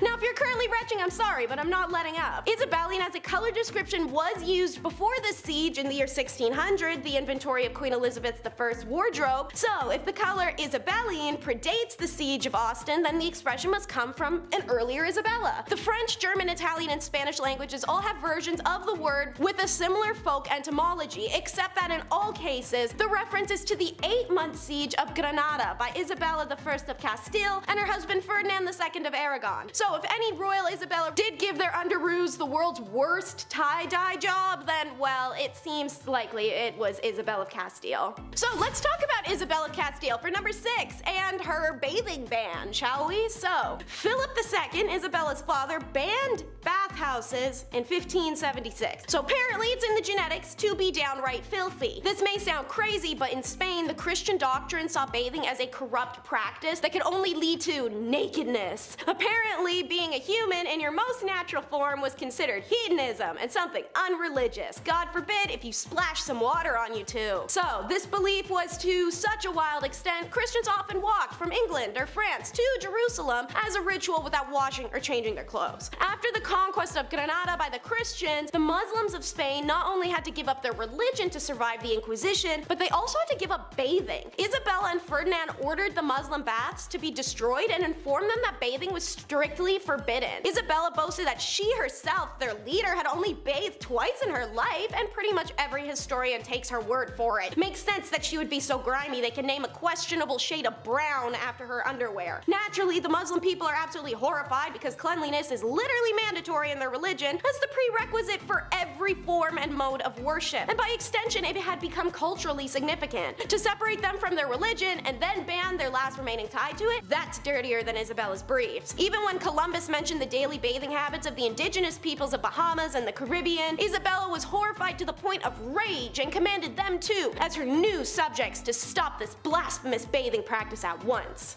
Number 5, moss. We're halfway through and I'll say it again. I'll remind you all again, I have the utmost respect for you ladies. As a guy doing this list and like writing this list, I mean the things you had to craft back then and then, you know, put, oh my lord. For example, going back to the 10th century, this was a time long before Tampax was ever even a thing. Women were forced to get creative when it came to personal hygiene. They had to just figure it out themselves and literally collect grass or moss, sheepskin lined with cotton. It was mostly moss all the time. You all are absolute troopers. If it wasn't moss, other solutions were small pieces of wood with lint wrapped around it. Number 4, Q-tips. If you haven't heard, Q-tips are not for your ears. Yeah, I thought this was a rumor. Turns out we're all lawbreakers. I use 2 at the same time if I'm in a rush. No, flip them. I'm a vigilante when it comes to Q-tips. Q-tips were invented in 1923 by Leo Gertzensang, right after his wife stuck cotton balls to the end of a toothpick. Kinda sounds like his wife invented Q-tips, but okay, we'll roll with it. From 1923 to 1926, they were named Baby Gays, and then Q-tip Baby Gays, and then finally just Q-tips. It's like a Sweet Baby Ray's, that barbecue sauce. Oh, so good. If they just called it Sweet Ray's, maybe they give it like the baby, I don't know. You have to try and work it out. I don't know what the bit is, but I'm like, hey, that's a great sauce, and I just thought of that sauce. Baby Ray's, Baby Gays. Back in those days, Q-tips were dipped in boric acid, and they were intended to sterilize wounds. Yeah, and we're just out here like, my eyes roll back every time. I get way too deep. I get too deep where I'm like, oh, it's gone. Huh, there it is, magic, I'm a magician. After this, there were even Q soaps, Q oils, Q creams. It's like Apple, like iPad, iPhone, the other i stuff. So what's this rumor that they're not supposed to be in your ears? What's that about? Well, in 2008, Dennis Fitzgerald brought forward concerns about Q-tips and how they're really pushing earwax into your ear canal, leading to possible infections more than anything. When Cheeseboro Ponds bought the company back in 1962, they added a warning on the box. A warning that we, and I, gladly still ignore. Just talking about this, I'm like, oh, I'm gonna go clean my stuff out. I have Q-tips in my bag, literally, I'm always prepared. Always strapped. Number 3, hair removal trick. In the late 19th century, something called thallium actate started to sweep the nation. It was a hair removal method which even today is the talk of the town. Laser off that peach fuzz for good. Zerp, gone. Thallium was used back in the day, but originally thallium was prescribed for those who suffered with ringworm. But even so, thallium didn't do anything per se about the ringworm, it just caused the patient's hair to fall off. So the ringworm was then easier to find. I'd prefer a haircut if you ask me, but sure, thallium does the trick as well. Eventually, thallium was sold as a cream, a toxic cream. It should never touch your skin at all, and it's a face cream. Are you kidding? This thing was once rat poison as well, and now we're rubbing it around like it's Bath & Body Works Noel cream. It's my favorite cream, the green one. Oh God, gone in 2 days. This was outlawed, thankfully, in the 30s, but it had to get bad pretty first. Number 2, Aqua Tofana. Going back to the 1600s for this one. Also, if you're a murderino, you'll enjoy this bit of dark history. Aqua Tofana was a cosmetic that was sold to women in the early 1630s. It was a cosmetic that doubled as a poison. Yeah, sneaky, right? Some Assassin's Creed going on here. The origins of this deadly cosmetic that was sold and responsible for around like 600 deaths is pretty wild. So back in 1632, 2 women, Francesca Lasarda and Teofana D'Amato, they both created this poison. They worked together and created it so that when their husbands kissed them on the cheek, they would then be poisoned. But eventually Teofana was caught and executed for her crimes, but her recipe carried on through her daughter, Julia Tofana. She took this deadly recipe to Rome and then kept manufacturing it. Inside this cursed cosmetic was arsenic, lead, and belladonna. Colorless, tasteless, and one of the deadliest. And finally coming in at number 1, more ancient birth control. Okay, we kicked this list off catching up with ancient Egyptians and the aid of acacia trees and all that jazz. So I figured we'd end on a ridiculous birth control method from the ancient Roman days. Cyrannus, who was known as a Greek gynecologist back then, his idea for Planned Parenthood was not a good one. It was not a good idea. He wrote that after you know, bump uglies, in order to prevent pregnancy, the woman must squat and sneeze. First of all, no, not a chance, no, no, and also, if you're thinking about it, no. Secondly, who can sneeze on demand? I certainly can't. I had a really nice time tonight, cheers. That's not possible, no. Many methods from the past are questionable. In ancient China, it was commonly told that drinking hot mercury could prevent pregnancy. Yeah, leave mercury away from your body, that will literally kill you. Ancient Greeks would drink blacksmith water because they too thought the exposure to lead could prevent getting pregnant. This idea came back around World War I as well. Women were working in factories and actually trying to get exposed to lead. That was the whole idea. Bad. These are pretty dark, so I'll leave you on this one. In the Dark Ages, European women wore amulets made of weasel testicles to magically ward off pregnancies. Poor weasels. Black magic is the worst, isn't it? About all things hairy and how the French royalty all aspired to cosplay Rapunzel. A tale originating from 6th century Paris, France is about 2 princes who were going to ascend to the throne. They were kidnapped and the queen consort was given the choice: allow her grandson's hair to be cut or let them die with their luscious locks intact. She chose the sword over the scissors. One of the princes does manage to escape and he cuts his own hair and becomes a monk. In modern times, saying alright kill him instead instead of a haircut does sound crazy, but back then men who had long hair showed their power and wealth. According to the Byzantine poet historian Agathias, it is the rule for Frankish kings to never be shorn. Indeed, their hair is never cut from childhood on and hangs in abundance on their shoulders. Their subjects have their hair cut round and are not permitted to grow it further. In Germany, men also typically wore their hair long, but they would tie it up in a bun or on the top of their head and sometimes hide it under a fancy hat. In general, Dark Ages were a time where women did rarely cut their hair, and there wasn't really any time period where short hair for women was trendy then. Lower class women typically wore their hair up in braids and buns because it was easier for them to work with, while upper class women got to style their hair with more intricate processes, using ribbons and metallic wires to help keep their braids and buns in place, like a Leia. On the other end of the spectrum, however, bald is punishment. To address why the grandmother would allow her grandson's death before a haircut, in today's world men shave their heads for all sorts of reasons. They could be naturally losing their hairline, have alopecia, or they're just prone to hair loss. However, in medieval times, hair was considered a symbol of power for royal men, as explained. Royal men never cut their hair, so the longer the locks, more powerful you're supposed to be.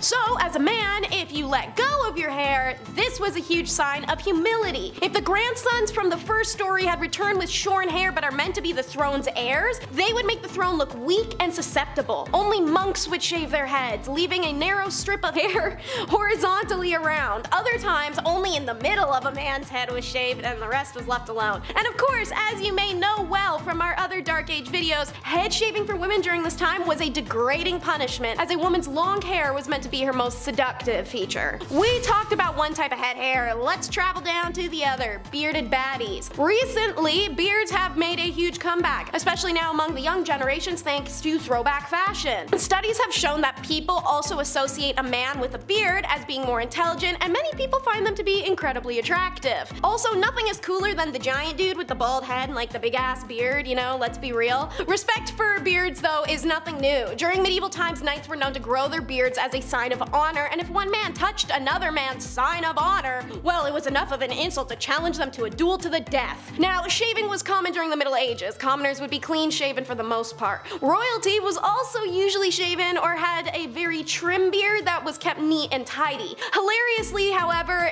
this is kind of how barbers get started. Back in medieval times, mirrors were very small and cloudy, so they're not reliable. They were also only available to the upper class. On top of that, razors as we know them today didn't exist, so if you want to shave, you need to use one of those dangerously long razor blades, so most folks would visit the local barber surgeon for a Sweeney Todd style lineup. As we mentioned earlier, monks had shaved heads and no beards, so they took turns shaving one another as a community. And speaking of faces, the Dark Ages were surprisingly skincare obsessed. Vikings are remembered as some of the most hygienic of historical people, and they were reported to have the best practices of personal hygiene in the early Middle Ages especially. Most notable was the near daily bathing they did in the cold waters of fjords and rivers. They used combs made out of ivory or ornate wood carvings, and they practiced braiding their hair for prestige and ranking. The daily practice of bathing and personal hygiene actually was what spared the King of Poland from an outbreak of plagues that had been seen in Europe. Meanwhile, in England,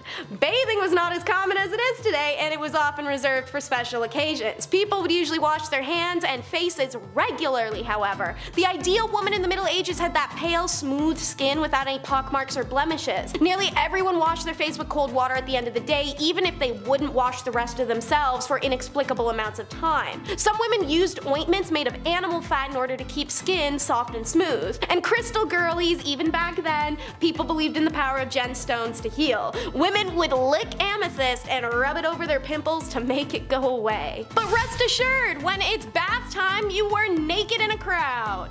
In many Middle Age cultures, public bathing was commonplace. The Romans, Egyptians, Greeks, they were especially known for their bathhouses. And in the spring and summer, commoners could be spotted using streams and rivers to take a bath on a nice warm day. Back then, this wasn't seen as being indecent or strange. Water was scarce, and the process of heating a bath was time-consuming and expensive, so it was also common to share bathwater among a lot of people and be less wasteful. However, people are still humans after all, so like teens at a pool party, public bathing became associated with a certain level of sensuality. Seeing as this was a time period where intercourse was usually in hearing or seeing range of your imminent direct family, it's not a surprise this happened, let alone the fact nobody actually cared if it was. Well, except the church. They threw a bunch of laws around to try and limit that crap, but that's always what they've done. Anywho, in Japan, they still continue the tradition of public bathing in hot springs to this day. However, they have the option to segregate men from women, so it's not as often that people leave the public bathhouse to hook up nowadays. Not to get you guys too excited either, but... Number 5, bacon products. Who doesn't love bacon, right? Bacon is delicious. Bacon is a delicious meat that can be enjoyed for breakfast, lunch, or dinner. Personally, there was nothing like waking up on a Saturday morning as a kid to play some GameCube and eat bacon and eggs, my favorite. I was a tubby kid and I was easy to impress. However, while bacon may not be the king of the breakfast table, it is the bootleg flavor of fragrance and the non-food market. It seems every time there's a store, gift shop, or novelties being sold, a bacon flavored, scented, or themed product is there for men. And it's not far behind. Because yes, we are tough and rugged, and we eat meat because we're cowboys. So that also means we want breath mints that are artificially bacon flavored, right?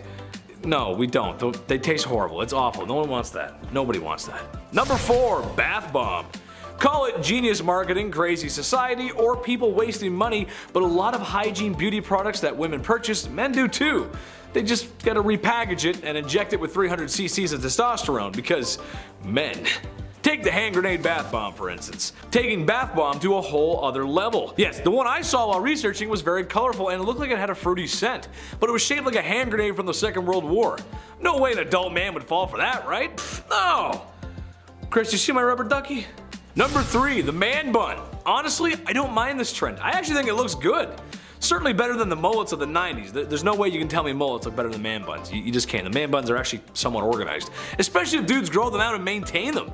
However, what is strange to me is the man bun add-on. Yeah, it's like a man bun extension. You just like a clip-on. Basically, look like the guy who plays Wonderwall at every party for the low price of $19.99. I can't be dissing too much though, because I wore a clip-on tie till the 9th grade. But the girls thought I was cute? I think so. Number 2, gendered products. Another broad stroke here, but when things get placed into categories, there's always 2 colors that get used. Pink for girls, blue for boys. While I'm not sure whether colors are actually masculine or feminine themselves, it has been hardwired into most of us, that's just how it goes. Anything plastered in blue or male-like imagery, it's what's meant for men.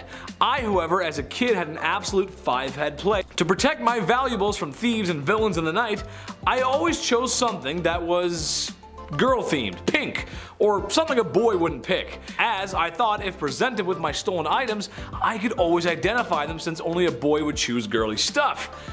From my Nintendo DS to my notebooks and honestly everything in between. Hot pink was in and Chetty made it work.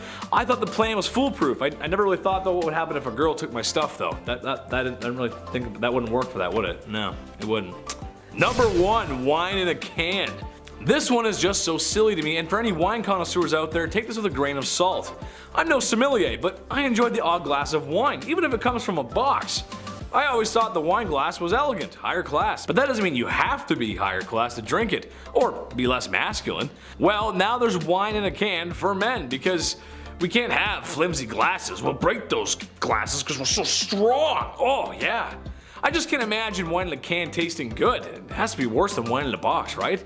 Let me know in the comments, guys. I'm curious. What do you like to drink? Let Chetty know. I'm curious. I'd love to hear. Number 10, suck on a clove. Bad oral hygiene was not permitted back in ancient China. Bad breath, even less so. For example, if you were going to be seeing the emperor, it was required that you suck on a clove beforehand to make your breath all nice and fresh, just in case. I think I'm going to use that as an insult. I'm not going to say it again because I feel like, no. Yes, I like this. Other than breath fresheners, the ancient Chinese used primitive toothbrushes made of willow branches that were rinsed clean and then chewed to make all hairy and stuff. And then dipped in some of this tooth cleaning powder made of a bunch of different ingredients like pork teeth, saponin, ginger, cooked Remina glutinosa, mulu, eclipta, lotus leaf, green salt, and other things I don't want to struggle to pronounce. Okay.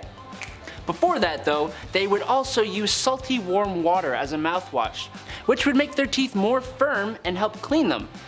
I actually do this like every once in a while after I brush my teeth too. It's actually really good for your gums.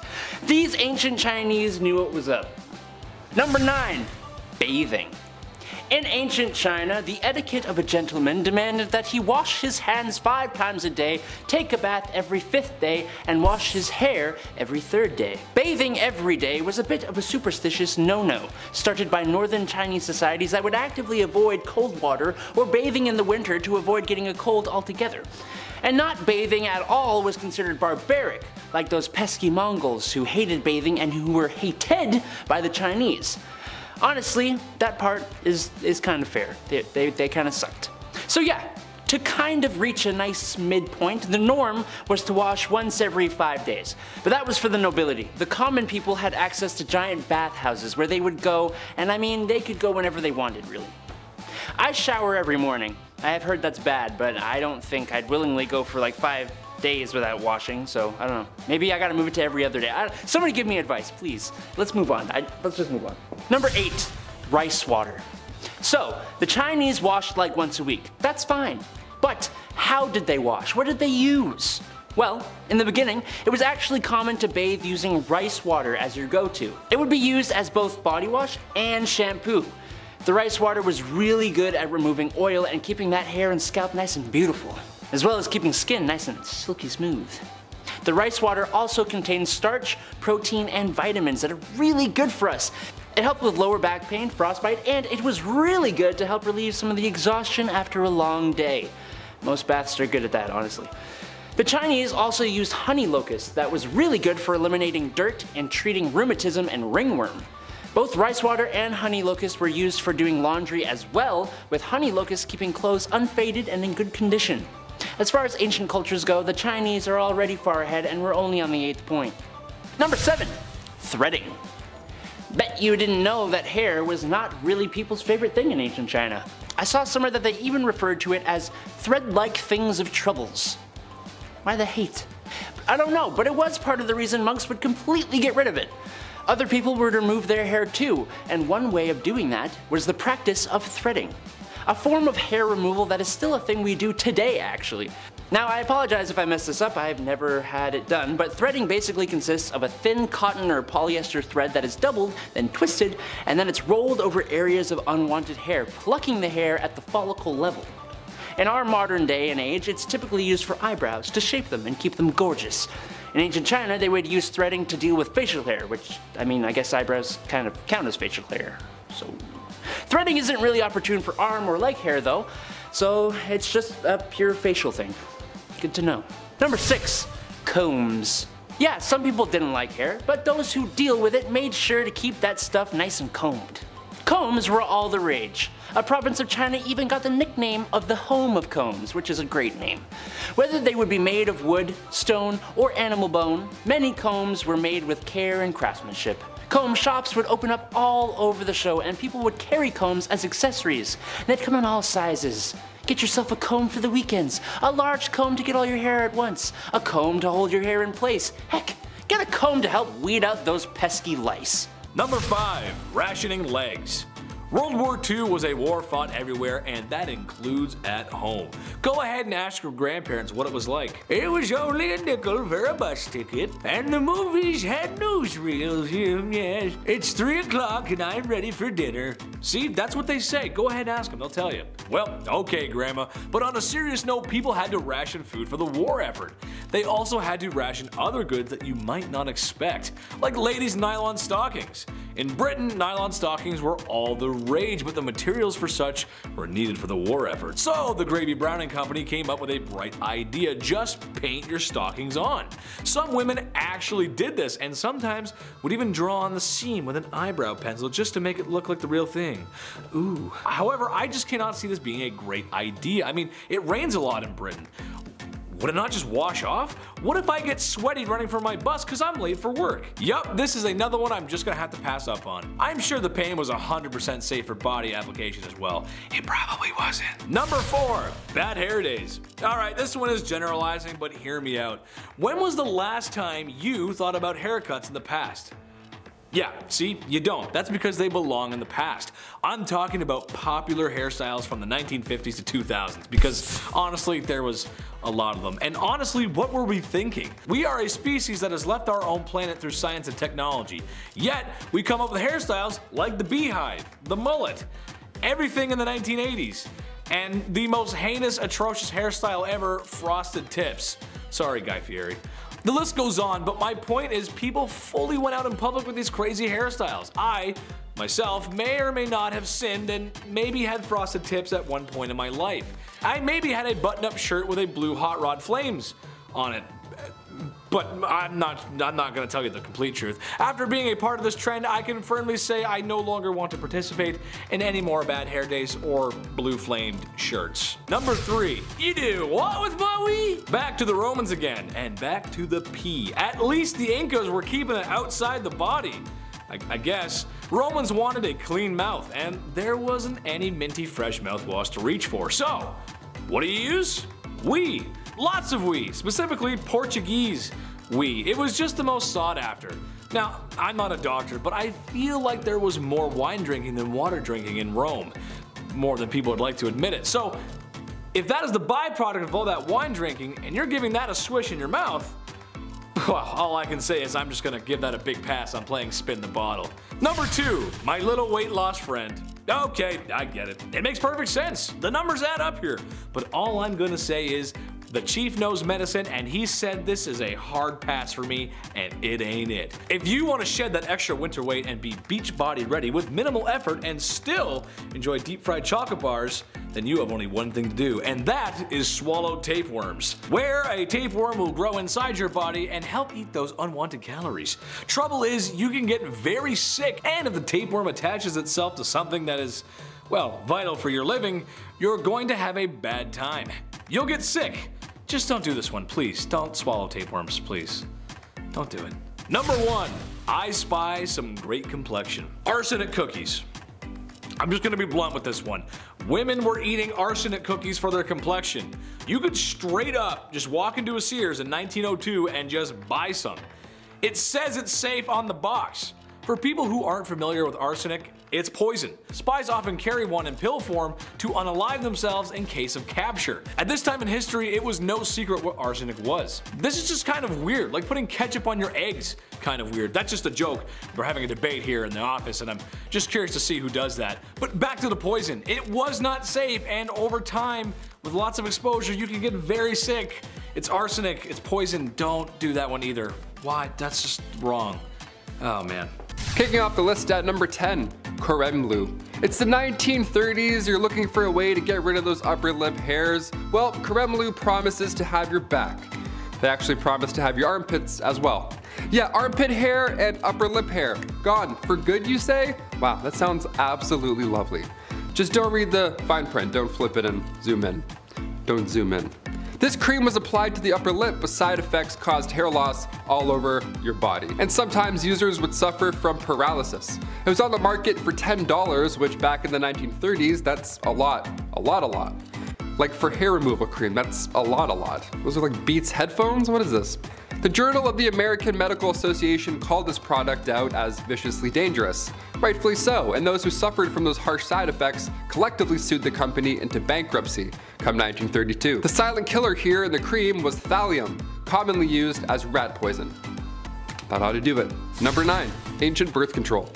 Although birth control today is easier than in ancient times, it's still a chore. It's routine, it's something you have to keep track of daily, and things go wrong if you don't and lose track. There's a plethora of side effects. You have to take fake ones just so your body, your hormones are all over the place. You can get cancer from these, you can get blood clots potentially. There's There's very little research on long-term effects for birth control pills. And also, I'm speaking not from experience. There's no birth control pill for guys. This is wildly unfair. I have the most respect. These pills mess you up. My friends will tell me their side effects and I can't believe it. You're all troopers. Ancient Egyptians, their method of ancient birth control was by mixing acacia fruit with honey and ground dates. This paste would then be used directly, and believe it or not, it was rather effective. Acacia gum ferments and then turns into lactic acid, which can prevent pregnancy. Not all of these ancient methods worked like this. There's another that's really bizarre, and I'll save that for the end. It's absolutely insane. I can't believe it. We'll ease our way there, you know, we'll start nice. Number 8, lash lure. Turning the calendars back to 1933, the year FM radios and drive-in movie theaters were introduced, and as well as the horrifying and deadly mascara, lash lure. This 1930s cosmetic contained a chemical, p-phenylenediamine. That's how you know it's bad, when you can't even pronounce the thing. This mascara left blisters all over your face, your eyelids, the whole thing. It was really bad. There was eventually a death in 1933. One woman sadly developed an infection, a bacterial infection, and then passed away. It was so bad that later that year, her before and after photos were used in an FDA display titled The Chamber of Horrors. It was a horrible incident, but a good way to get the attention from higher-ups, so something like this never happens again. Lash lure was then the first product in history that was removed from stores entirely, so it worked. We're in the middle of something kind of similar now, I think. Cigarette packages have those horrible side effects to smoking right there on the packaging. The girl with the face. Could we see the day smoking is outlawed? I don't know, I feel like we're close. It's caused quite a few more deaths than lash lure, that's all I'm saying. Number 7, bad toothpaste. Doramad toothpaste was advertised in the 1920s. The ad shows a blonde lady with a lovely smile. Some would even say glowing. Right below reads Doramad radioactive toothpaste. Radioactive toothpaste. That sounds bad. I've played enough Fallout to know that radioactive toothpaste probably isn't a great product, especially to put in and around your mouth. It even loudly advertises its radioactive ingredients. Can you imagine this? Increase the defense of teeth and gums. The cells are loaded with new life energy. Good gums don't bleed, they actually glow. That last one I made up, but you can't tell, right? How insane is this? This secret ingredient to shinier smiles and brighter futures was thorium. The god of thunder does not brush with thorium. He uses it to polish his hammer. Yeah, it's very toxic. Number 6, Gorad's cream. Once advertised as a magic beautifier, doesn't that sound like a neat time? Gorad's Oriental Cream hit the market back in 1936. This cream was supposed to freshen up your skin, make you look lighter, younger, whatever Paul Rudd's doing, whatever his secret is, we're still trying to figure that one out. That sort of thing. But instead, this skin cream had one user ending up in a book that's very Chamber of Horrors style. This magic ingredient that was meant to magically make you beautiful had some magic mercury in it. Not something you want on your face, yeah, at all. The results were haunting. This woman had soon developed black gums, her teeth loosened, and dark rings appeared around her eyes and even her neck. Mercury poisoning is not fun. Number 5, steam baths. Now looking back and learning that the Aztecs had public washrooms everywhere and had access to steam baths because of their irrigation is fantastic. I mean, come on, just think about it. You could relax after a long day in your own steam bath that's made by natural running water. It sounds like doing yoga there would make me feel more in touch with my inner chakras, and my mood crystals would glow just a little bit brighter. Imagine, you walk into a bathhouse after a long day, and then you see me just sitting there with a towel that barely fits. Well, hey there, good looking. Why don't you come on in and pop a squat next to me? I promise I don't hog all the steam. I know it sounds like an amazing time, right? The more we talk about the Aztecs, the more they sound like a perfect society. I wonder what happened to them. I'm sure it was nothing bad. They gotta be out there somewhere. Move over, fellas, I'm coming in for the steam. The steam was thought to have healing properties and was connected to their spirituality. Women even gave birth in the steam rooms, which feels like a really sweaty time. I don't know about that. There's a lot of sweat. Number 4, Bath and Body Works. It's clear the Aztecs were just cleaner than the other civilizations of the past, and honestly, I'm here for it. There's only so much a guy can say about people being stinky in the past. I mean, really, the smell must have been horrible, especially down in the nether regions. My lady, I would like to have a child with you, but the fragrance that is coming from both of our undercarriages makes me want to get into my carriage and drive it into the nearest body of water. Yes. Aztecs were making soap like it was their day job, using various herbs and plants to create much nicer smells and perfumes. However, during the rainy months, Aztecs wouldn't wash or wash their clothes in penance. But I guess 1 month isn't so bad. Strangely enough, women wouldn't wash their faces when men went off to war.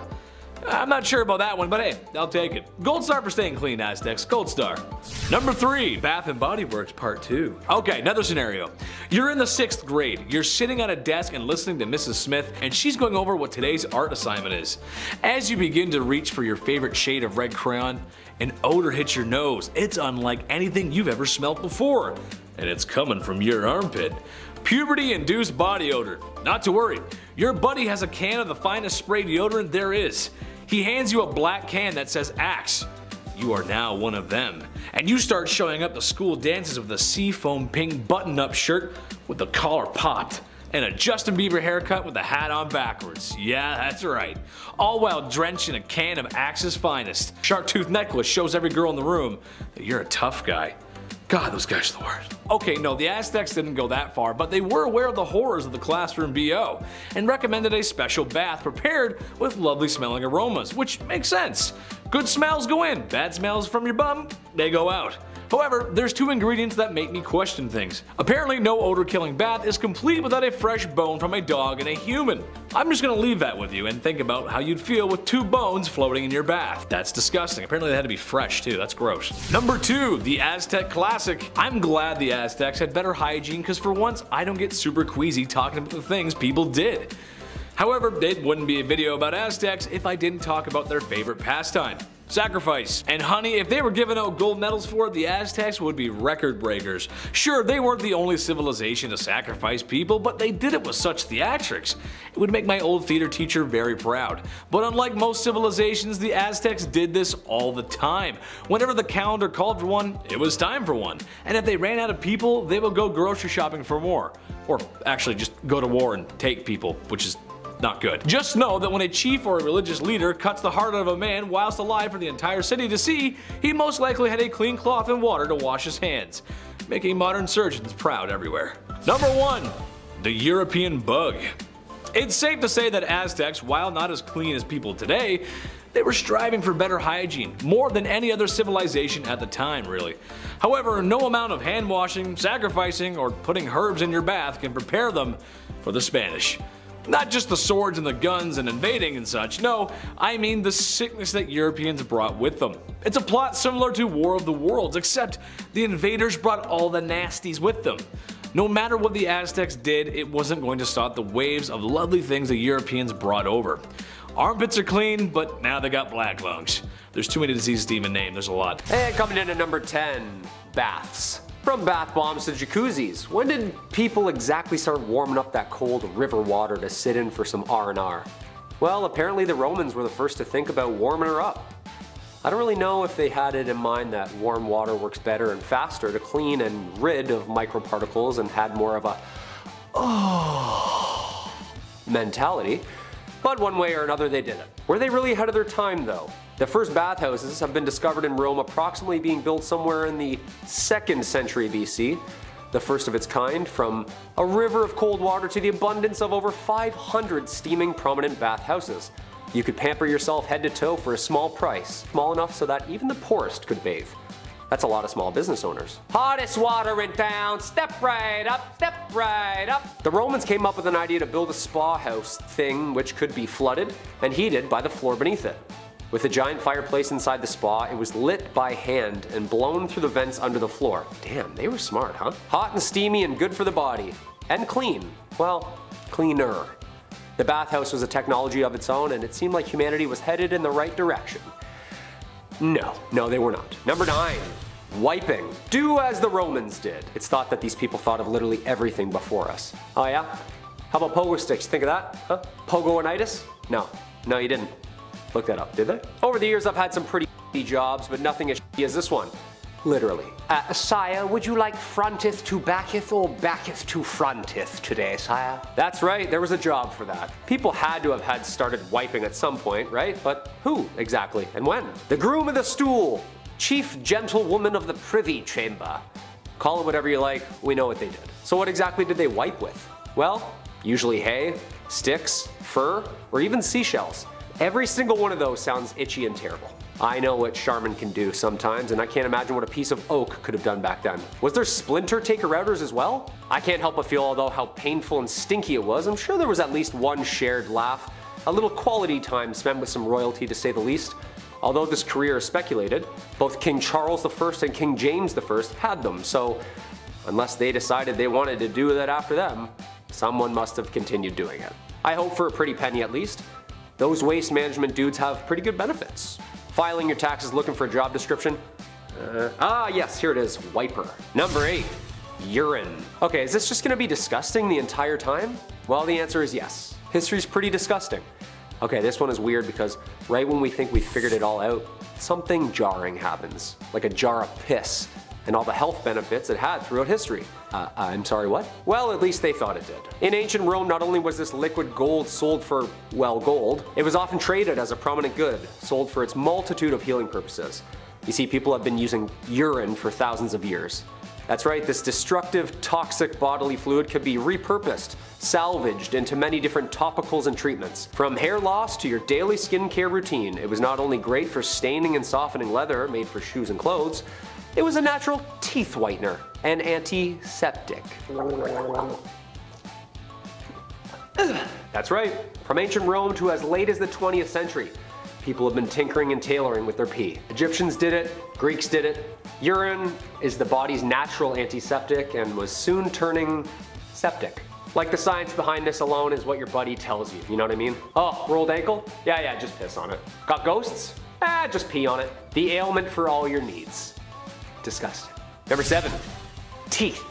Invented in 1488 by Sir Robert Tooth. Okay, I'm joking, no. Teeth were never officially invented, but what we did for them and how we cared for them had people scratching their heads for the last millennia. We've all had a toothache at some point in our lives, so they must have had them back then. In fact, oral hygiene was utterly disgusting. I didn't brush my teeth after my coffee and I can already feel it. Ew. People's teeth were so bad throughout history that dentists were actually training and teaching each other what to do about the huge toothworm problem. That's right. Imagine worms growing inside your teeth. Well, due to the swelling and pressure, people thought there were actual bugs or evil spirits living within their sore tooth, serving them extreme pain. Nope, just an infection. You need a root canal. Oh, and actual worms and bugs living in the tooth. Yeah, you see this gray area right here? That's a ladybug, right? It's medieval England and things were pretty medieval. Right down to the surgery, and if you had an impacted wisdom tooth, well, that wasn't covered. England, 400 AD. People started this new trend of oral hygiene cleaning, but it wasn't spin brushes and floss, no, more like mint and vinegar and prayer. Just kind of swoosh it all around in your mouth and wipe your teeth with your shirt and call it another year. If you were lucky enough to rinse your mouth out at the time, then you could have saved yourself a visit to the medieval dentist chair. Well, actually just a slab of rock you sit up against and have a friend who's good at ripping. And there you go, buddy. Hey, wake up. The infection alone from the dirty tools going into your mouth is making me itchy. I feel like my breath stinks more now after I've read this topic. Anybody have any gum? Number 6, toilet paper. Finally, something we recognize. Invented originally in China in 851 from the Tang Dynasty, these soft fabric sheets were designed for, well, you know what it was designed for, but yes, mostly the emperor's bathroom breaks and soon caught on for the Commonwealth as well. The higher the class, the softer and more luxurious the material. From leather to silk, butts were seeing a kinder, gentler side of hygiene. 2-ply bark versus 4-ply silk. The use of toilet paper throughout Europe is a messy one. Again, wipers and hay and stuff like that. It wasn't until the toilet paper rule created by Joseph Gaiety in 1857 that this hygiene method would solidify and stay for keeps. The classic under versus over is the tale as old as time. You ever want to get into a quick argument at someone's house? Just peek in the loo, see if they're rocking beard or mullet. It's the simplest way to have a know-it-all show you the patent and tell you how to wipe your own ass. Charmin. Number 5. The Great Stink. The what? What? Oh, no, yeah, I read that right. The Great Stink of 1858 was an event in central London in the summer, during which the hot weather exaggerated and amplified the smell of untreated human waste and gunk that had washed up on both in and on the banks of the River Thames. The problem had been growing for years with an out-of-date technology and overflowing sewage system that emptied directly into the river. The stank was thought to have been the root cause of a number of contagious diseases and 3 outbreaks of cholera before it was agreed upon that a small problem was emerging. You think? Long story short, all the garbage, human waste, bloated bodies were all just washing up around the same time. Hey, I caught one! No, that's an arm. Okay. And just cooking in all that sun all day? I know what August feels like, and I've smelt my garage on garbage day, and I can't imagine the smell already in central London at that time. And for people to have complained so much that it was even stinkier, that's absolutely rotten.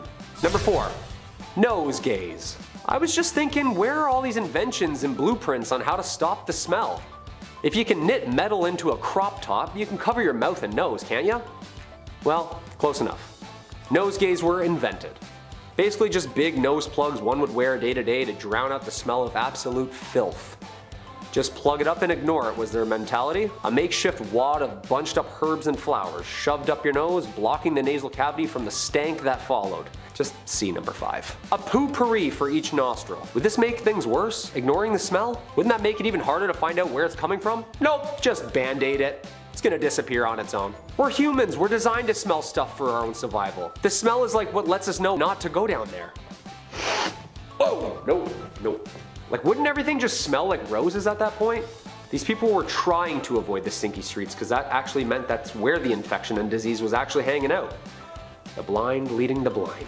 Number 3, flushing. Okay, we're making some ground here. We got toilet paper, we got something for the smell. So now where do we put it? Well, plumbing and flushing wasn't connected to each house like it is today. See, the Greeks and Romans had it down to a science. They built drainage systems and learned from the ancient Mesopotamian people how to exactly deal with the problem of waste. A system of pipes, tubes, and drains. The bathroom problem seemed like an easy solution. Use gravity downhill to dispose of the waste outside the city. And here's the kicker. It can even be reused and repurposed at the end as an irrigation system, further nurturing the farming of crops. No, that's good. No, he's right. And then it disappears and literally goes downhill again. After the Roman Empire had fallen, this European dark sanitation era had begun, and hygiene sort of just slipped away. People weren't really concerned with things like disease and plague, and instead leaned into real science like witchcraft or burning cats for fun. You know, important stuff. It wasn't until about the mid-1850s where people revisited this age-old problem and recreated and did exactly the same thing science we already knew. Things were unnecessarily stinky for way too long. It wasn't until the British colonies started tinkering in Boston around the 1700s that proper piping and toiletry transport was eventually built and catalogued. Thus was born the first sanitation system, again. And we still see it today, thank God. Number 2, disinfectants. How did people exactly know if something was clean or not? They couldn't have just seen the particles back then. Let's hear a chamber pot. Smells clean. People were plugging their noses so they couldn't even smell anything. They couldn't smell if it was clean or not. There certainly wasn't a demand for a fresh lemon scent that we're all used to. This was the birth of some basic antiseptic.